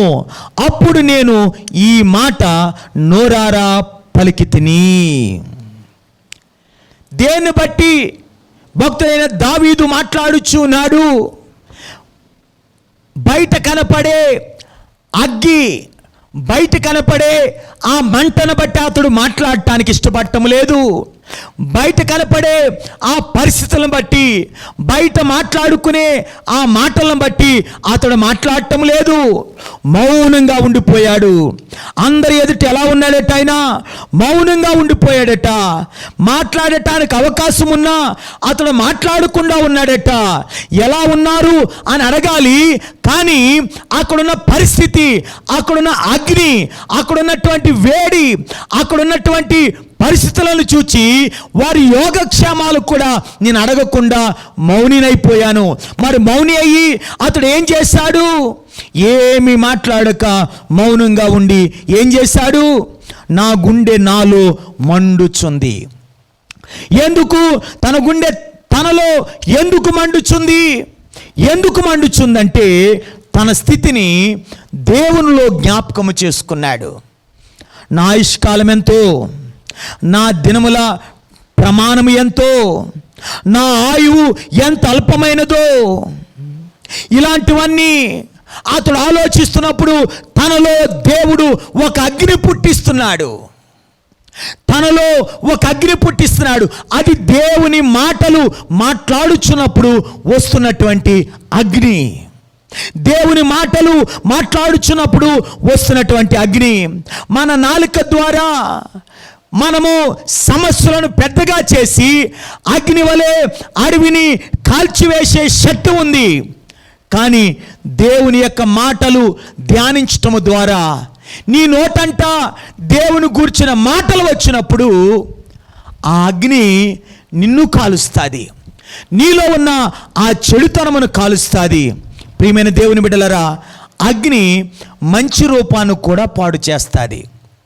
చాలామంది పొరపాటున ఆ వంట చేసే పొయ్యి దగ్గర ఉండి, స్టవ్ దగ్గర ఉండి, వారికి తెలియకుండానే అంటుకుని వారి ముఖము, వారి చేతులు కాల్చుకున్న సందర్భాలను మనం గమనించినప్పుడు, అలాంటి వారు మన ఎదుట కనబడినప్పుడు వారి యొక్క జీవితంలో అగ్ని ఏం చేసిందంటే వారికున్న అందాన్ని పోగొట్టింది, వారికున్న రూపాన్ని చెడగొట్టింది.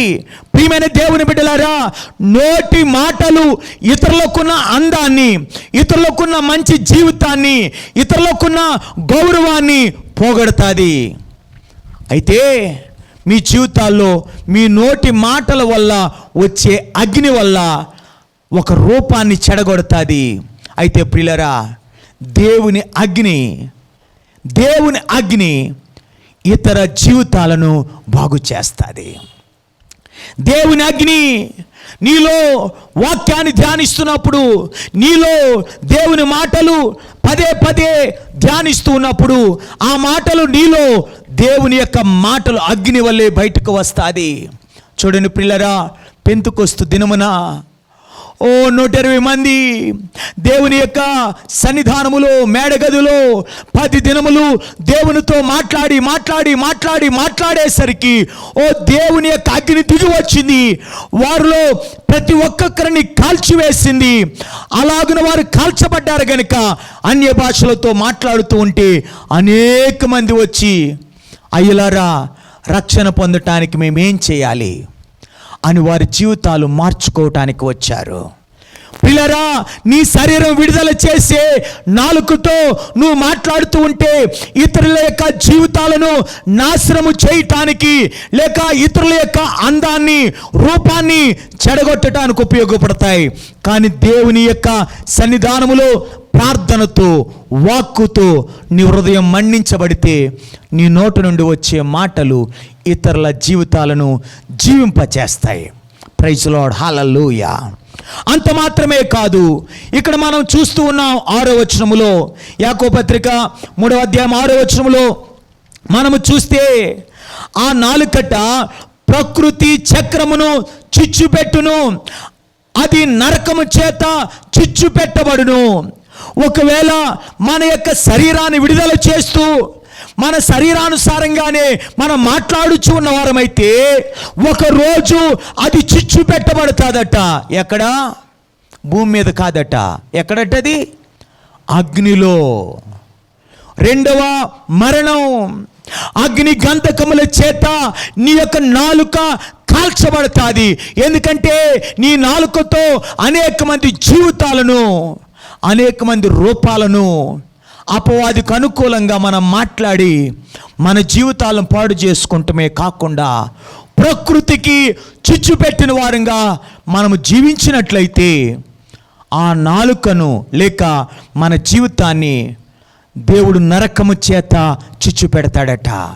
గనుక ప్రియులరా, మాటల ద్వారా చేసిన పాపాన్ని మనం ఒప్పుకోవచ్చు, కానీ అది అగ్నిలాగా విస్తరిస్తూనే ఉంటుంది.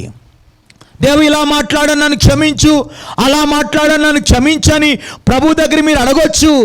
మనం అడుగుతాము, కానీ మరలా మాట్లాడతాం, మరలా అడుగుతాం, మరలా మాట్లాడతాం, మరలా అడుగుతాం. అంటే మన జీవితములలో ఈ యొక్క నాలుకను అగ్ని చేత, నరకము చేత చిచ్చు పెట్టబడే ఆ స్థితికి మన జీవితాలను తీసుకువెళ్ళకుండా ఈ లోకములో ఉన్నప్పుడే దేవుని మాటల ద్వారా, ధ్యానించటం ద్వారా, ప్రార్థించటం ద్వారా మన జీవితాల్లో అగ్ని చేత కాల్చబడితే ఈ నాలుక నశింప చేయటానికి బదులు జీవింప చేస్తుంది. ఆమేన్, హల్లెలూయా. అందుకే ప్రియులారా, దేవుని యొక్క వాక్యములో మనం చూస్తూ ఉన్నాం. కొలస్సీలకు రాసిన పత్రిక 4వ అధ్యాయము 6వ వచనాన్ని మనం గమనించినప్పుడు 4:6 కొలస్సీ పత్రికను మనము చూస్తే, ప్రతి మనుషునికి ఎలాగూ ప్రత్యుత్తరం ఇవ్వవలెనో అది మీరు తెలుసుకున్నటకై మీ సంభాషణ ఉప్పు వేసినట్టు ఎల్లప్పుడూ రుచి కలిగినదిగాను కృపా సహితముగాను ఉండనీయుడి. ఉప్పు ఎక్కువ వేసినా సమస్యే, తక్కువ వేసినా సమస్య. ఎక్కువ మాట్లాడినా సమస్యగానే ఉంటుంది, అస్సలు మాట్లాడకుండా సమస్యగానే ఉంటుంది. కానీ సరిపడగా మాట్లాడండి, ఎంత రుచిగా ఉంటుందో. ప్రైజ్ ది లార్డ్, హల్లెలూయా. ప్రియమైన దేవుని బిడ్డలారా, మీరు ఇతరులకు ఎలాగనో ప్రత్యుత్తరం ఇవ్వవలెనో అని అంటూ ఉన్నాడు. ప్రత్యుత్తరం ఎలాగివ్వాలి? చక్కగా మాట్లాడాలి, మనం గౌరవిస్తూ మాట్లాడాలి. అక్కనో, అన్ననో, అయ్యనో, అమ్మనో, గారు అనో, చెప్పండి అనో చక్కగా మనం మాట్లాడాలి. ఎలా పడితే అలాగున మనం మాట్లాడితే అది వాక్యానికి విరుద్ధంగా ఉంటుంది. గనుక ప్రియులరా, మన మాటలు ఉప్పు వేసినట్టున్నాయా, ఉప్పు ఎక్కువ వేసినట్టున్నాయా, అసలు వేయకుండా ఉన్నట్టున్నాయా, అసలు వేయకుండా ఉన్నట్టున్నాయా గమనించాలి. మన సంభాషణ కృపా సహితంగా ఉండాలి. అయ్యా, అమ్మా, చెప్పండి, బాగున్నారా? కృపా సహితంగా ఉండాలి. దేవుని నామానికి మహిమ కలుగును గాక. ప్రియమైన దేవుని బిడ్డలారా, ఆ విధంగా మన జీవితాల్లో ముందుకు వెళ్ళాలి. అలాగే సాధు చేయబడే జంతువు, అక్కడక్కడ మీరు సర్కస్ జరుగుతూ ఉంటుంది, అక్కడికి కొన్ని జంతువులను తీసుకొస్తారు. అవి చూస్తే సహజంగా మనకు భయం వేస్తుంది, కానీ భయం లేకుండా చూడటానికి మనం వెళుతూ ఉంటాం. కారణం ఏంటంటే ఆ జంతువులు హాని చేసేవే, కానీ అవి సాధు చేయబడ్డాయి, ఒకరి చేత సాధు చేయబడ్డాయి. కనుక అవి హాని చేయకుండా ఉండటానికి గల కారణం ఏంటంటే ఒకరి చేత సాధు చేయబడ్డాయి. కొంతమంది నాగపాములు తీసుకుని వచ్చి బూరలు ఊత్తూ దాన్ని ఆడిస్తూ ఉంటారు. కొంతమంది సింహాలను, ఎలుగుబంట్లను తీసుకుని వచ్చి వాటిని ఆడిస్తూ ఉంటారు. ఏనుగులను తీసుకుని వచ్చి వాటిని ఆడిస్తూ ఉంటారు. మరి అలాగే జలచరాల్లో ఉండే కొన్ని చేపలను మనందరికీ వినోదకరంగా ఉండటానికి ఆడిస్తూ ఉంటారు. అది చెప్పినట్టుగానే ఆడుతూ ఉంటుంది. అంటే ఆ విషకరమైన ఆ జంతువులు సాధు చేయబడ్డాయి. మరి మన జీవితాలు, ఈ నాలుక కూడా విషకరమైనదే. దేవుని చేత సాధు చేయబడితే అది నశింప చేయటానికి బదులు నీ నాలుక జీవింప చేస్తుంది. దేవుని నామానికి మహిమ కలుగును గాక. మరలా మనము మత్తయి సువార్త 12:34 వద్దాం. మత్తయి 12:34 మనము చూచినప్పుడు మరలా అదే మాట అంటున్నాడు, హృదయము నిండిన దానిని బట్టి నోరు మాట్లాడును. ప్రియులరా, నీ నాలుక సాధు చేయబడకపోతే అగ్ని విడుదలై ఇతరులను నశింపచేసేటట్లుగా చివరికి నీ జీవితాన్ని కూడా నాశనము చేసుకునేటట్లుగా ఉంటుంది. ఆ విషకరమైన జంతువు సాధు చేయబడకపోతే ఇతరులకు హాని కలిగించేదిగా, నీకు హాని కలిగించేదిగా ఉంటుంది. అదే గనక సాధు చేయబడితే దేవునిలో నుంచి అగ్ని వచ్చి నీ విషకరమైన ఆ నాలుకను, అగ్ని వంటి నాశనము చేసే నాలుకను సాధు చేయబడితే అది నశింప చేయటానికి బదులు జీవింప చేస్తుంది. వాక్యం చెప్తుంది ప్రియులరా, హృదయము నిండిన దానిని బట్టి నోరు మాట్లాడును. నీ హృదయం ద్వేషముతో నింపబడితే విషాన్ని కక్కుతావు. నీ యొక్క హృదయం శరీరముతో ద్వేషముతో నింపబడితే అగ్నిని విడుదల చేస్తావు. కానీ నీ హృదయం దేవుని ప్రేమతో నింపబడితే, నీ హృదయం ప్రార్థనతో నింపబడితే, నీ హృదయం దేవుని వాక్కుతో నింపబడితే ఏం చేస్తావు? దేవుని అగ్ని పరిశుద్ధతలోనికి నడిపిస్తుంది, జీవములోకి నడిపిస్తుంది. దేవుని నామానికి మహిమ కలుగును గాక. హల్లెలూయా. మూడవదిగా యాకోబు ఏమంటున్నాడు చూడండి, 9వ వచనం నుండి 12వ వచనం వరకు. యాకోబు పత్రిక 3:9-12 వరకు. దీనితో తండ్రి అయిన ప్రభువును స్తుతింతుము, దీనితోనే దేవుని పోలికగా పుట్టిన మనుషులను శపింతుము. ఒక్క నోటి నుండియే ఆశీర్వాద వచనమును శాపవచనమును బయలువెళ్ళును. నా సహోదరులారా, ఇలాగూనా ఉండకూడదు. పిల్లరా, మనము ఆనందింపజేసే శక్తి మన నాలుకకు ఉంది. దేవుణ్ణి ఆనందింపజేయవచ్చు, అలాగే దేవుని పోలికలో ఉండే అనేకులను ఆనందింపజేయవచ్చు. పిల్లరా, ఈ నాలుకతో దేవుని స్తుతిస్తున్నాం. ఈ నాలుకతో దేవుని యొక్క సన్నిధానములో మనుషులను శపిస్తున్నాం. అందుకే అనేక సందర్భాలలో సంఘానికి నేను చెప్తూ ఉంటాను, శపించేవారిని మీరు శపించొద్దు, తిట్టేవారిని మీరు తిట్టొద్దు, కొట్టేవారిని మీరు కొట్టొద్దు. ఎందుకంటే మనము దేవుని స్తుతిస్తున్నాం, అదే నోటితో ఇతరులను మనం శపించకూడదు. వాక్యములో మనం చూస్తూ ఉన్నాం కదా, ఇదే నోటితో దేవుని స్తుతిస్తూ ఇదే నోటితో మనుషులను శపిస్తున్నాం. ఒక నోటి నుండే ఆశీర్వాద వచనాన్ని పలుకుతున్నాం, ఒక నోటి నుండి శాపాన్ని పలుకుతున్నాం. దేవా, గుంటకల్లను దీవించు నాయనా, గుంటకల్లు చుట్టూ ఉన్న పల్లె ప్రజలను దీవించు నాయనా అని అంటాం. ఏదైనా తేడా వస్తే వారిని శపిస్తాం. దీవించింది మనమే, శపించింది మనమే. పిల్లరా, అలాగను మనము చేయకూడదు. మన జీవితాల్లో మనం ఎలా ఉండాలో 2 విషయాలు చెప్తున్నాడు. ఒకటి చెట్టు గురించి, మరొకటి నీటి ఊట గురించి చెప్తున్నాడు. చూడండి బైబిల్ గ్రంథంలో ఏమనుందో. 11వ వచనం, నీటి బుగ్గలో ఒక్క జల నుండియే తీయని నీరును చేదు నీరును ఊరునా. తీయని నీరు, చేదు నీరు ఒక్క నీటి బుగ్గ నుండే వస్తుందా? మనము ఇదివరకు బావులు ఉండేవి. ఆ బావి తవ్వినప్పుడు ఏ నీరైతే ఉంటుందో నేటి వరకు అదే నీరు ఉంటుంది. అవి మంచినీళ్ళు అయితే మంచినీళ్ళుగానే ఉంటాయి, ఉప్పు నీళ్ళు అయితే ఉప్పు నీళ్ళుగానే ఉంటాయి. ఇప్పుడైతే మనం బోర్వెల్ వేస్తూ ఉన్నాం. అది మంచినీరు పడితే అది ఉన్నంత కాలం, మనం వాడినంత కాలం మంచినీరే వస్తూ ఉంటుంది. అది చెడ్డ నీరు పడితే అది ఎంతకాలం ఉన్నా, మనం ఎంతకాలం వాడినా అది ఉప్పు నీరే వస్తుంది, చెడ్డ నీరే వస్తుంది. నీటి బుగ్గ, నీటి ఊట తన స్వభావాన్ని మార్చుకోదు. మరి మనము ఎందుకు మన స్వభావాన్ని మార్చుకుంటున్నాం?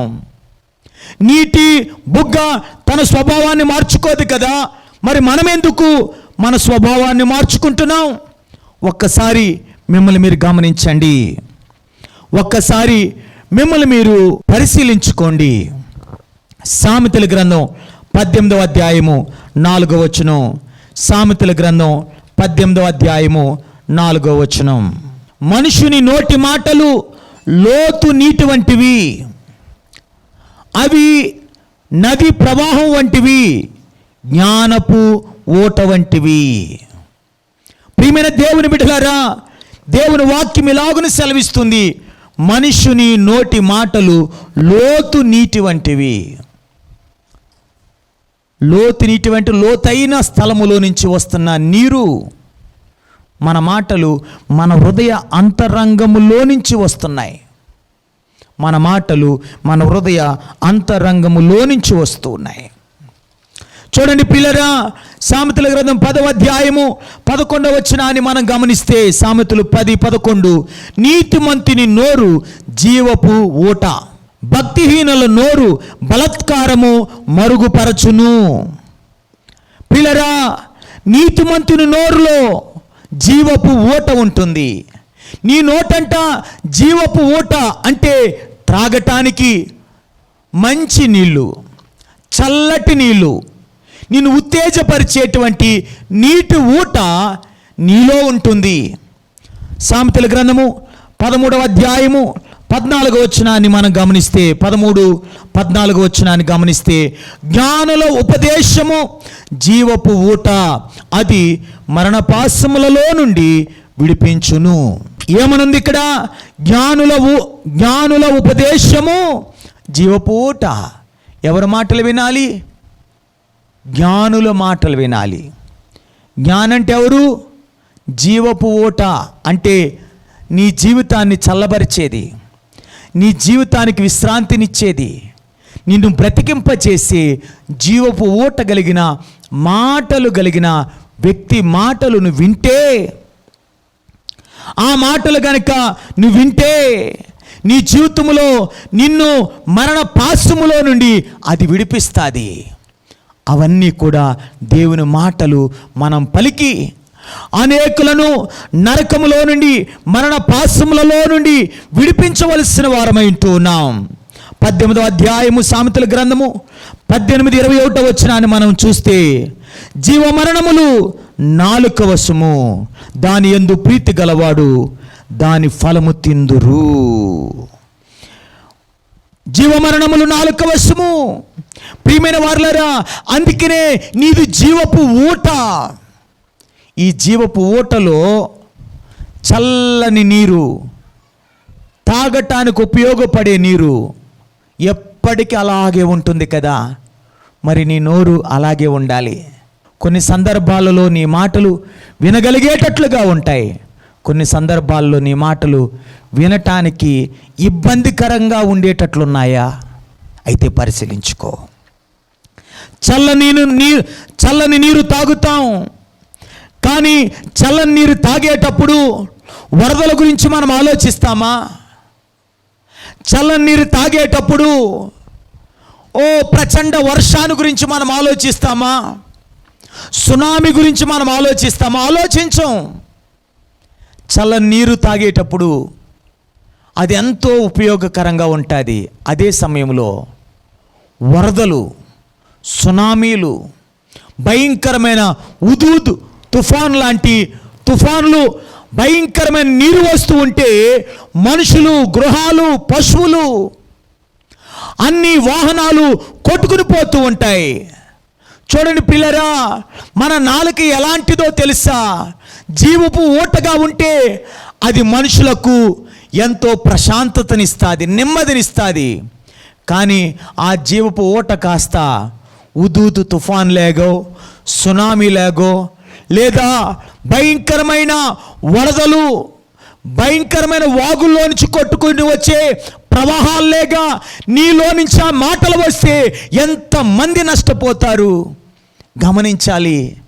గనుకనే అలాంటి స్థితికి వద్దు.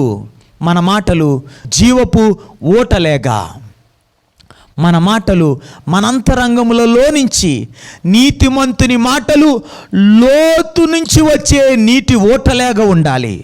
ప్రైజ్ లార్డ్, హల్లెలూయా. ప్రియులారా, వరదలు, ఉదు తుఫాను లాంటి వరద నీటి వలె మనం ఉండొద్దు. అలాగ ఉండకూడదు అనంటే ఒక వచనాన్ని మనం చూద్దాం. అలాంటి మాటలు వస్తాయా? మనిషి నోట నుండి వస్తాయి ప్రియులారా.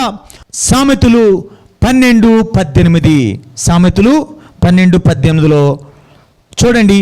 కత్తిపోటు వంటి మాటలు పలుకువారు కలరు, జ్ఞానుల నాలుక ఆరోగ్యదాయకము. కత్తిపోటు వంటి మాటలు పలుకువారు కలరు అంటే మన మాట జీవపు ఓట లేదా వరదలు, విస్తారమైన ప్రచండ వర్షాలు, సునామీలు, ఉదూదు లాంటి తుఫానులు లాంటి నాశనము చేసేటువంటి విస్తారమైన జలములేగా మన జీవితాలు ఉన్నాయా? ఒక్కసారి మిమ్మల్ని మీరు పరిశీలించుకోండి. అంత మాత్రమే కాదు, యాకోబు ఏమంటున్నాడు తెలుసా?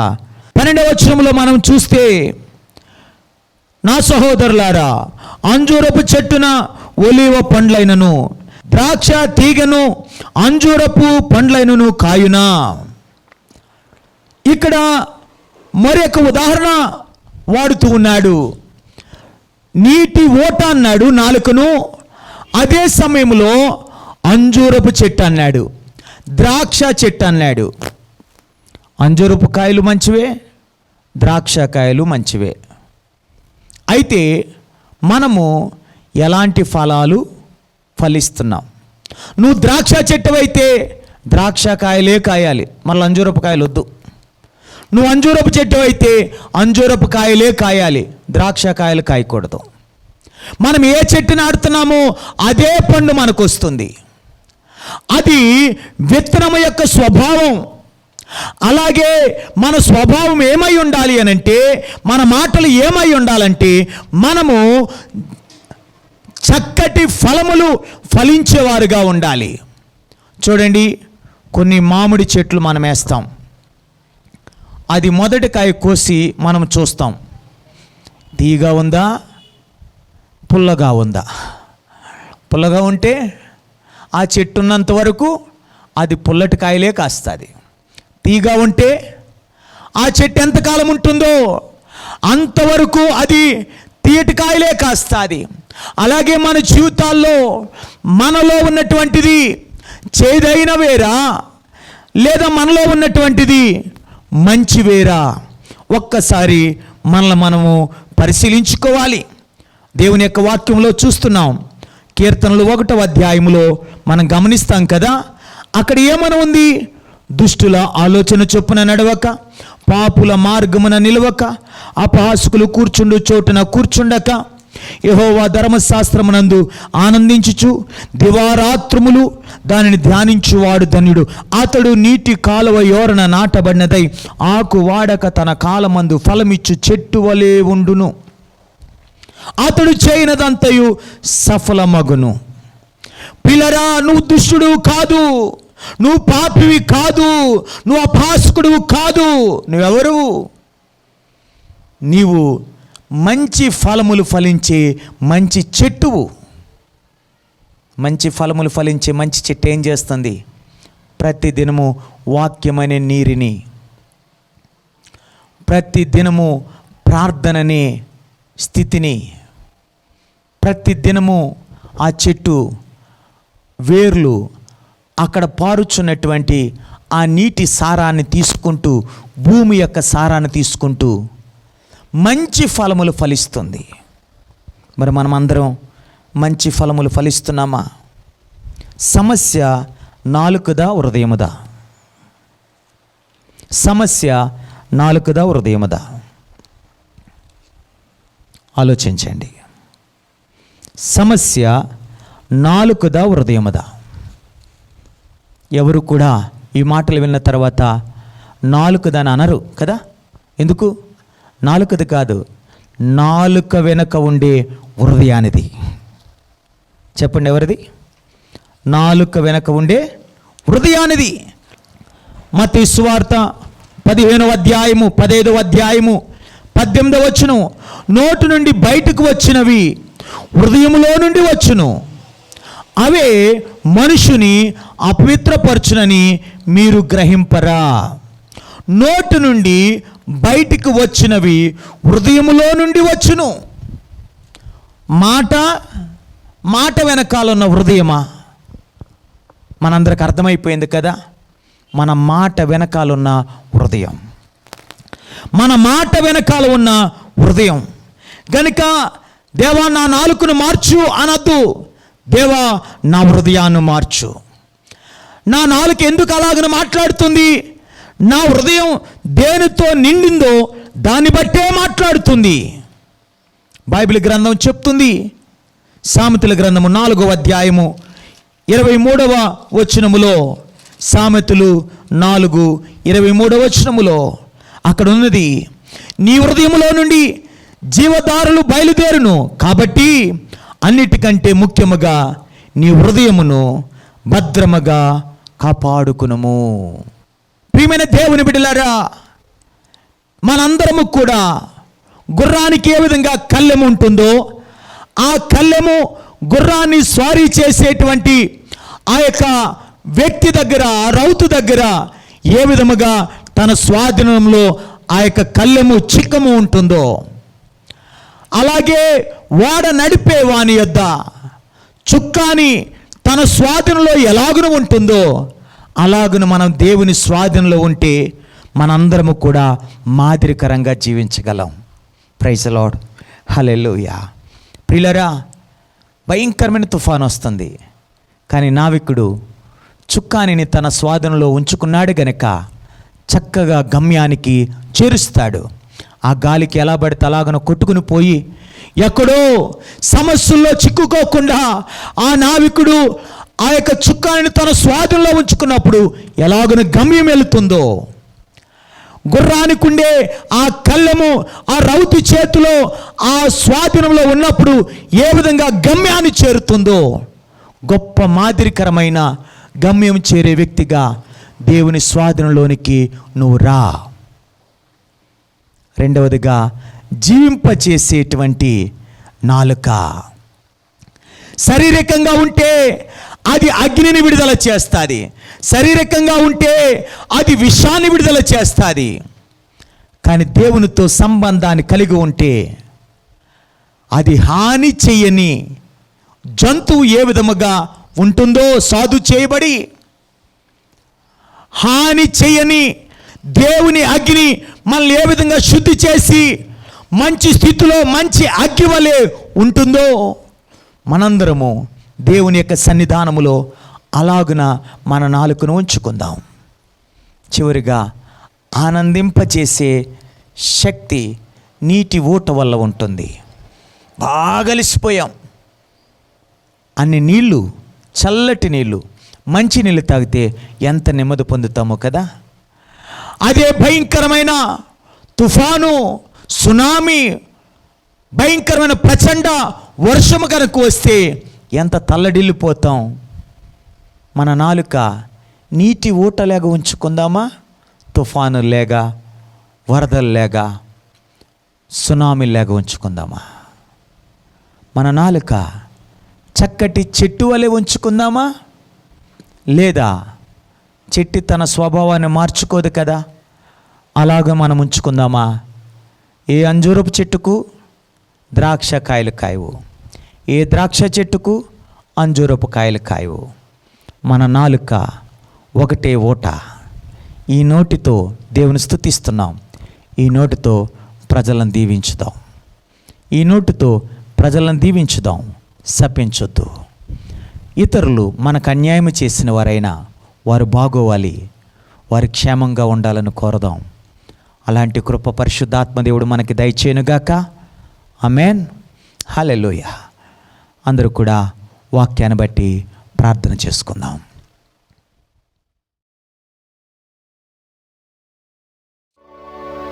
హల్లెలూయా. అందరూ కూడా ప్రార్థన చేసుకుందాం. దేవుడు ఇంతవరకు తన వాక్కు ద్వారా మనతో మాట్లాడాడు. ఆ వాక్కును బట్టి మన జీవితాలను సరి చేసుకుందాం.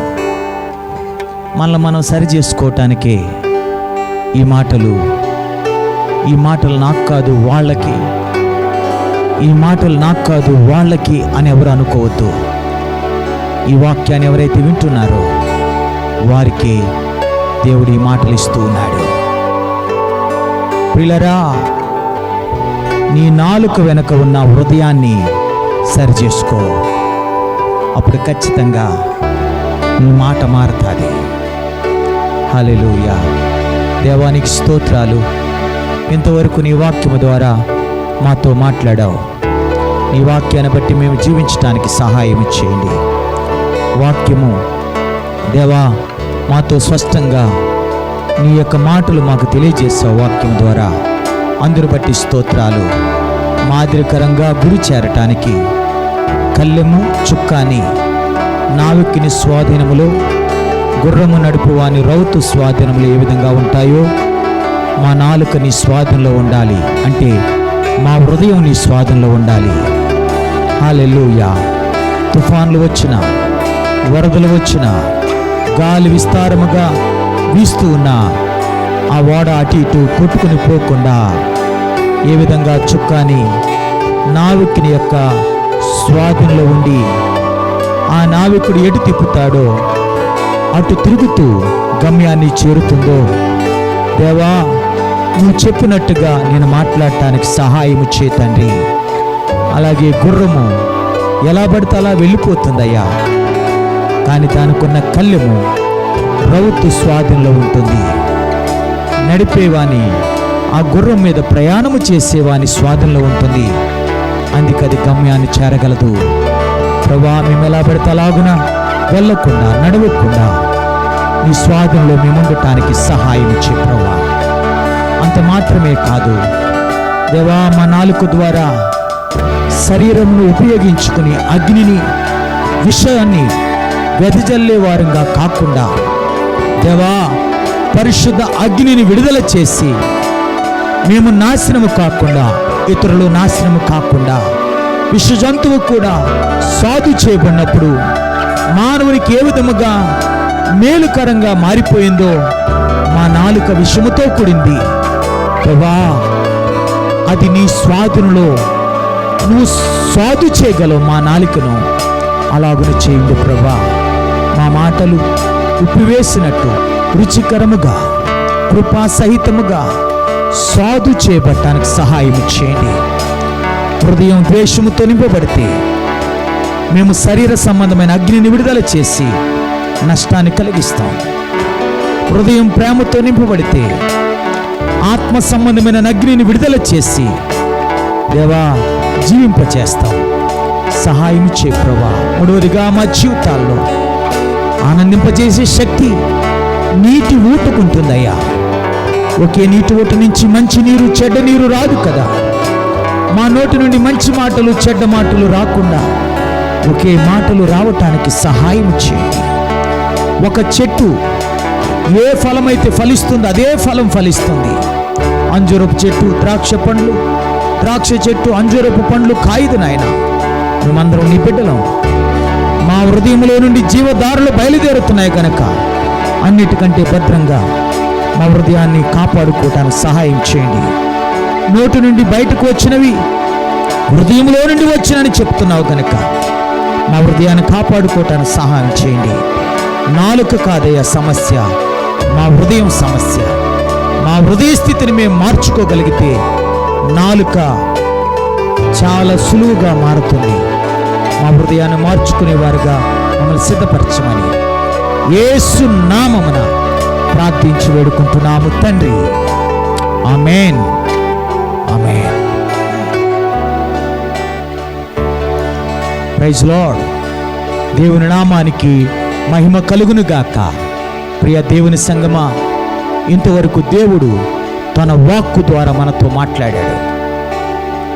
మీ అందరితో కూడా దేవుడు మాట్లాడాడని నేను నమ్ముచూ ఉన్నాను. మనమందరం కూడా దేవుడిచ్చిన మాటల ద్వారా ముందుకు సాగుతాం. ఈ సమయమందు మనమందరము కూడా ప్రభు బలలో పాల్గొనడానికి సిద్ధపడదాం. మీరందరూ కూడా బలను సిద్ధము చేసుకుని ఉన్నారని నేను నమ్ముచున్నాను. అందరూ కూడా ప్రభు బలలో పాల్గొనడానికి ముందుకు సాగుదాం.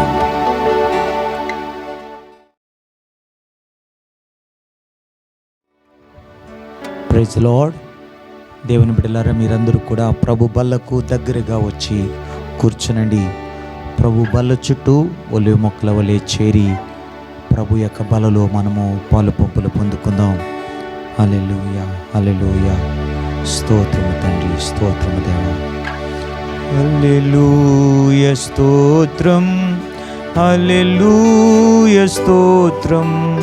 హల్లెలూయా, ప్రభుని బల్లాకై స్తోత్రం. హల్లెలూయా, ప్రభుని బల్లాకై స్తోత్రం. విసరిన పిండి విరిగిన రొట్టె, విసరిన పిండి విరిగిన రొట్టె, ప్రసవ వేదన పడియున్న దేహం, ప్రసవ వేదన పడియున్న దేహం. నలిగిన ద్రాక్ష గెలనుండి రసము, నలిగిన ద్రాక్ష గెలనుండి రసము. సిలువగా నుగలో ఫల నుండి రక్తం. హల్లెలూయా, స్తోత్రం. హల్లెలూయా, స్తోత్రం.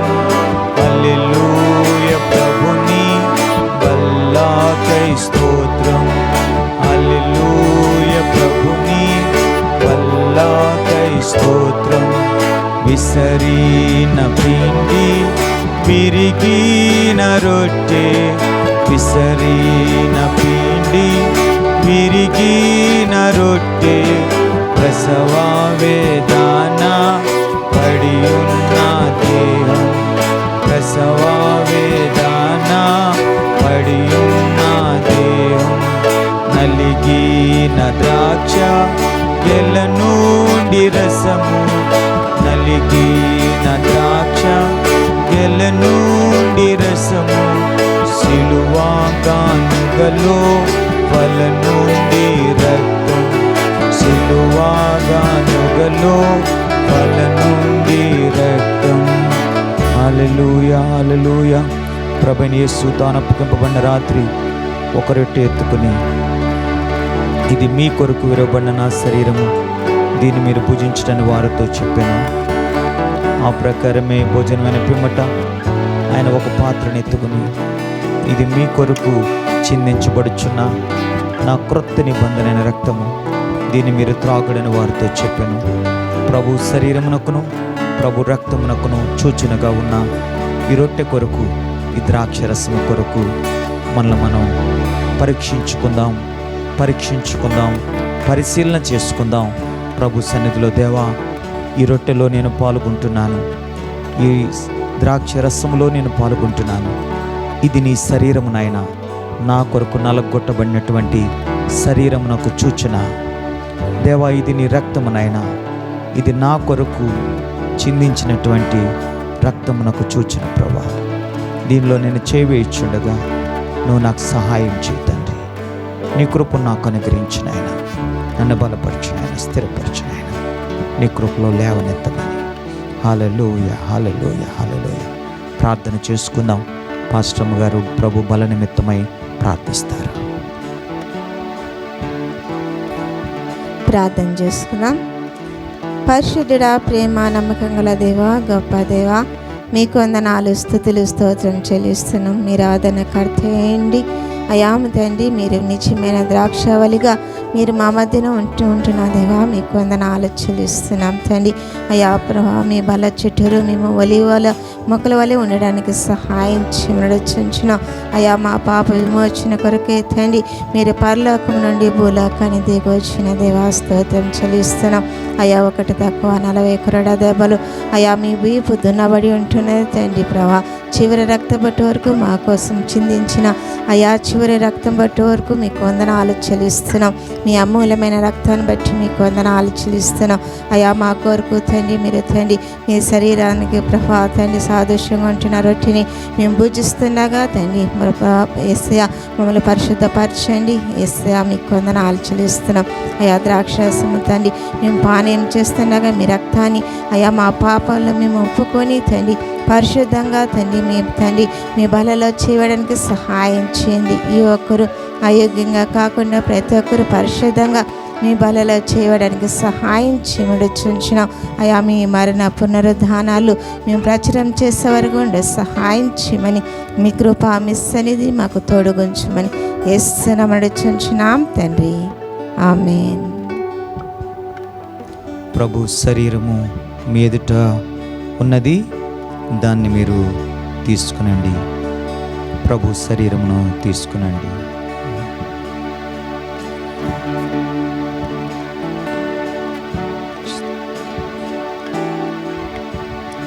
ప్రభు శరీరము నుంచి కృతజ్ఞతాస్తుతులు చెల్లించుచు అందరూ ఒకటేసారి ప్రభు శరీరమును భుజించండి. హల్లెలూయా.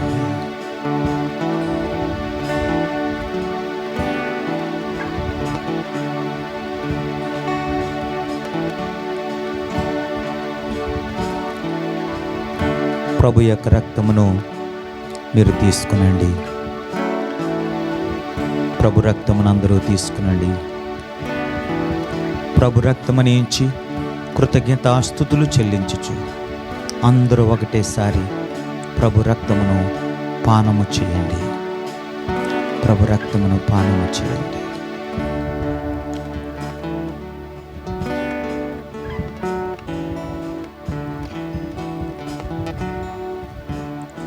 హల్లెలూయా. దేవునికి మనందరం కృతజ్ఞతాస్తుతులు చెల్లించుతాం. దేవానికి వందనాలు, దేవానికి స్తోత్రాలయ్యా. ఈ బల్ల చుట్టూ ఒలివ మొక్కల వలె చేరి ఈ బలలో చేయవేయటానికి మీరు మాకిచ్చిన ధన్యతను బట్టి స్తోత్రాలు. ఈ గొప్ప అవకాశాన్ని బట్టి నీకు స్తోత్రాలు. నీ కృపను బట్టి వందనాలు. ఈ యొక్క ధన్యతను బట్టి నీకు స్తోత్రాలు అయ్యా. హల్లెలూయా, హల్లెలూయా. అందరూ కూడా దేవుని స్తుతించండి, గణపరచండి. హల్లెలూయా, హల్లెలూయా, హల్లెలూయా. ఇవి రెండు జతగా ఇమిడి ఉండంగా, ఇవి రెండు జతగా ఇమిడి ఉండంగా, అవి అందుకొనును ఆత్మాదేహములు, అవి అందుకొనును ఆత్మాదేహములు. ప్రతివాడు తనను పరీక్షించుకుని, ప్రతివాడు తనను పరీక్షించుకుని, బ్రతుకును శుద్ధి పరచుకొను వల్ల, అతనితో మనకు అంతరంగములో, అతనితో మనకు అంతరంగములో అద్భుతాహారం ఆత్మా సంస్కారం, అద్భుతాహారం ఆత్మా సంస్కారం. హల్లెలూయా, హల్లెలూయా, హల్లెలూయా. దేవా నీ బలలో పాల్గొనే ధన్యత గొప్ప భాగ్యము దేవా నువ్వు మాకు దయచేసినందులకై స్తోత్రాలు. దేవా నిన్ను స్తుతిస్తున్నాం, ఘనపరుస్తున్నాం. ప్రభా ఈ బలలో చేవేసిన ప్రతి ఒక్కొక్క కుటుంబాన్ని మీరు దీవించండి. ప్రతి ఒక్కొక్క బిడ్డను నువ్వు దీవించండి ప్రభా. నీ శరీరము తినకపోతే నీ రక్తము త్రాగకపోతే నా రాజ్యమునకు పాత్రుడు కాడన్నావు ప్రభా. నీ బలలో పాల్గొనే అవకాశాన్ని, ధన్యతను, గొప్ప భాగ్యాన్ని నువ్వు మాకు దయచేసినందుకు స్తోత్రాలు, వందనాలు చెల్లిస్తూ యేసయ్య నామమున ప్రార్థించి వేడుకుంటున్నాము తండ్రి. ఆమేన్.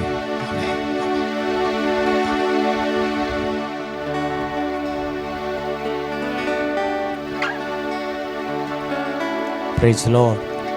దేవుని నామానికి మహిమ కలుగును గాక. హల్లెలూయా. ప్రియ దేవుని సంగమా, ఈ దినం మనం ప్రభు యొక్క సన్నిధానంలో ఆయన ఆరాధించుకోవటానికి ప్రభు కృప చూపించాడు. అదే సమయంలో మనమందరం ప్రభు బలలో పాల్గొనటానికి దేవుడు మనకి కృప చూపించాడు. అందును బట్టి దేవుని నామానికి మహిమ కలుగును గాక. హల్లెలూయా. దేవుని నామానికి మహిమ కలుగును గాక. Praise lord. దేవుని నామానికి మహిమ కలుగును గాక. ప్రియా దేవుని సంగమా, ఒక విషయాన్ని మనందరం కూడా గమనించాలి. మీలో కొందరు శుక్రవారము అలాగే బుధవారము ఫ్యామిలీ ప్రేయర్, ఫాస్టింగ్ ప్రేయర్ జరగలేదేంటి అని కొంతమంది ఫోన్ చేసి అడిగి ఉన్నారు. మరి వారందరికీ నేను చెప్పేది ఏంటంటే, గత జూలై 1వ తారీఖు నుంచి ఆగస్టు 9వ తారీఖు వరకు మన సంఘంలో ఉపవాస ప్రార్థనలు జరుగుతూ ఉన్నాయి. గత 18 దినాలు ఈ నెల జూలై 1వ తారీఖు నుంచి ఆగస్టు 9వ తారీఖు వరకు ఉపవాస ప్రార్థనలు మన మందిరములలో జరుగుతున్నాయి, జరగబోతూ ఉన్నాయి. గత 1వ తారీఖు నుంచి మరి 18వ తారీఖు వరకు, నిన్నటి వరకు 18 రోజులు మన ఉపవాస ప్రార్థనలలో గడిపి ఉన్నాం. ప్రియా దేవుని సంగమా, మరి ప్రతిరోజు రాత్రి 8 గంటల నుంచి 9 గంటల వరకు జూమ్లో సంఘమంతా కలిసి ఉపవాస ప్రార్థనలు మనం చేస్తూ ఉన్నాం. గనుక ఫ్యామిలీ ప్రేయర్, ఫాస్టింగ్ ప్రేయర్ అందుకే మనము జరపలేకపోతూ ఉన్నాం. గనుక ఈ విషయాన్ని మీరందరూ గమనించి మీ యొక్క స్మార్ట్ మొబైల్స్లో, మీ యొక్క ఆండ్రాయిడ్ ఫోన్స్లో జూమ్ అనేటువంటి యాప్ని ఇన్స్టాల్ చేసుకోండి. ఇన్స్టాల్ చేసుకుంటే మన చర్చ్ గ్రూప్లో జూమ్ యాప్ యొక్క లింక్ పంపిస్తాం. ఆ లింక్ పంపించినప్పుడు మీరు ఆ లింక్ని ఆ ప్రేయర్ స్టార్ట్ అయ్యేటువంటి ఆ సమయంలో, ప్రారంభ సమయంలోనే మీరు నొక్కితే చక్కగా జూమ్లోనికి మీరు జాయిన్ అవుతారు. తద్వారా నేను మీకు కనపడతాను, మన సంఘ బిడ్డలందరూ కనపడతారు. మనమందరం కలిసి ఉపవాస ప్రార్థనలు చేస్తూ ఉన్నాం, చేయబోతూ ఉన్నాం. కనుక మీరందరూ కూడా జూమ్ యాప్లోకి రావాలని ప్రేమతో మనవి చేస్తూ ఉన్నాను. ప్రియా దేవుని సంగమా, ప్రార్థన చేసుకుని ముగించుకుందామా? అందరూ కూడా తల్ల వంచండి, కళ్ళు మూసుకునండి. ప్రార్థన ఆశీర్వాదాన్ని మనం తీసుకుందాం. ప్రేమ కలిగిన మా తండ్రి యేసయ్యా, నీ పరిశుద్ధ నామానికి స్తోత్రాలు, వందనాలు చెల్లిస్తూ ఉన్నాం. నీ సన్నిధిలో చేరి ప్రభువా, మేమందరము నాయనా ఈ పరిశుద్ధ దినమున నిన్ను ఆరాధించటానికి, నీ నామాన్ని గణపరచటానికి, మహిమపరచటానికి నాయన నీవు ఇచ్చిన నీ ధన్యతను బట్టి, నీ కృపను బట్టి, నీ సన్నిధిని బట్టి, నీ సహాయమును బట్టి నీకు వెళ్ళలేని వందనాలు, స్తోత్రాలు. ఆయన ఎంతమంది అయితే ఈ పరిశుద్ధ ఆరాధనలో పాలు పంపులు పొందుకున్నారో వారందరినీ పేరు పేరున దీవించండి, ఆశీర్వదించండి. ప్రారంభ ప్రార్థన నుండి ముగింపు ప్రార్థన వరకు నువ్వు మాకు తోడుగా ఉండి నడిపించావు. అందును బట్టి నీకు స్తోత్రాలు దేవా. ఇదిగో తండ్రి నైనా శుక్రవార ఉపవాస ప్రార్థనను, బుధవార కుటుంబ ప్రార్థనను మేము జరపటం లేదు. కారణం ఏంటంటే ఈ నెల 1వ తారీఖు నుంచి వచ్చే నెల 9వ తారీఖు వరకు 40 దినాల ఉపవాస ప్రార్థనలు నువ్వు మందిరంలో జరిగిస్తూ ఉన్నావు ప్రభువా. మరి ప్రతిరోజు 8 గంటల నుంచి 9 గంటల వరకు జూమ్ యాప్ ద్వారా మేమందరమును నిన్ను ఆరాధిస్తూ ఉన్నాం, నీ నామాన్ని ఘనపరుస్తున్నాం, మహిమపరుస్తున్నాం. ఉపవాస ప్రార్థనలో అనేక కుటుంబాలు ఏకీవిస్తూ ఉన్నాయి. అందును బట్టి నీకు స్తోత్రాలు ప్రభువా. మరి ప్రతి ఒక్కొక్కరు నాయనా ఈ జూమ్ యాప్లోకి రావటానికి దేవా, జూమ్ కాన్ఫరెన్స్ ద్వారా మేమందరము ఉపవాస ప్రార్థనలలో ముందుకు సాగటానికి సహాయం చేయండి దేవా. మా సంఘాన్ని, మా సంఘ బిడ్డలందరినీ జ్ఞాపకం చేసుకునండి. కోవిడ్-19 అనే యొక్క కరోనా వైరస్ ఎంతో నాయన విస్తరిస్తూ ఉంది నాయన.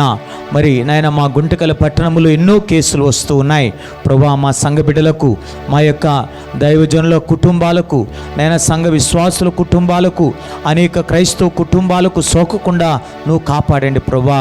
మా పట్టణాన్ని, చుట్టుప్రక్కలున్న గ్రామ ప్రజలను మీరు కాపాడండి తండ్రి దేవా. ఈ కరోనా వైరస్ నుండి మీరు విడిపించండి ప్రభువా. సరైన వ్యాక్సిన్, సరైన మందులు నా ప్రభువా త్వరగా అందుబాటులోకి రావటానికి, ఈ వ్యాధి అంతరించిపోవటానికి నీ సహాయం దయచేయండి. మమ్మలందరినీ నీ కలవరస్తాలకు సమర్పించుకుంటూ, మా కుటుంబాలను, మమ్మలను నీ సన్నిధికి సమర్పించుకుంటూ, నీ నామానికి ఘనత, మహిమ, ప్రభావములు మీకు ఆరోపిస్తూ, నీ నామాన్ని స్తుతిస్తూ, గణపరుస్తూ మా ప్రభును ప్రియరక్షకుడైన యేసు క్రీస్తు నామమున ప్రార్థించి దీన మనస్సుతో నైనా అడిగి వేడుకుంటున్నాము తండ్రి. ఆమేన్, ఆమేన్, ఆమేన్. మన తండ్రి అయిన దేవుని ప్రేమ, ప్రభువైన యేసుక్రీస్తు వారి కృప, పరిశుద్ధాత్మ సన్నిధి సహవాసము కూడిన మనందరికీ సకల పరిశుద్ధులకును ఈ ఆరాధనలో పాలు పంపులు పొందుకున్న ప్రతి ఒక్క కుటుంబానికి తన సన్నిధి సహాయము తోడుగా ఉంచి నడిపించునుగాక. ఆమేన్, ఆమేన్, ఆమేన్. యేసు రక్తమే ఇచ్చాం, ప్రభు యేసు రక్తమే ఇచ్చాం, ప్రభు యేసు నామమున సంపూర్ణ విజయము కలుగునుగాక. ఆమేన్, ఆమేన్, ఆమేన్. Praise lord. దేవుని నామానికి మహిమ కలుగునుగాక. ఈ ఆరాధనలో పాల్గొన్న మీ అందరికీ ప్రభువైన యేసుక్రీస్తు నామములో వందనములు తెలియజేస్తూ ఉన్నాను. ప్రియమైన దేవుని సంగమా, రాత్రి 8 గంటల నుండి జరిగే ఆ జూమ్ కాన్ఫరెన్స్లో ఉపవాస ప్రార్థనలలో మీరందరూ పాల్గొనాలని ప్రేమతో మనవి చేస్తున్నాను. Thank you. దేవుడు మిమ్మల్ని దీవించునుగాక. ఆమేన్.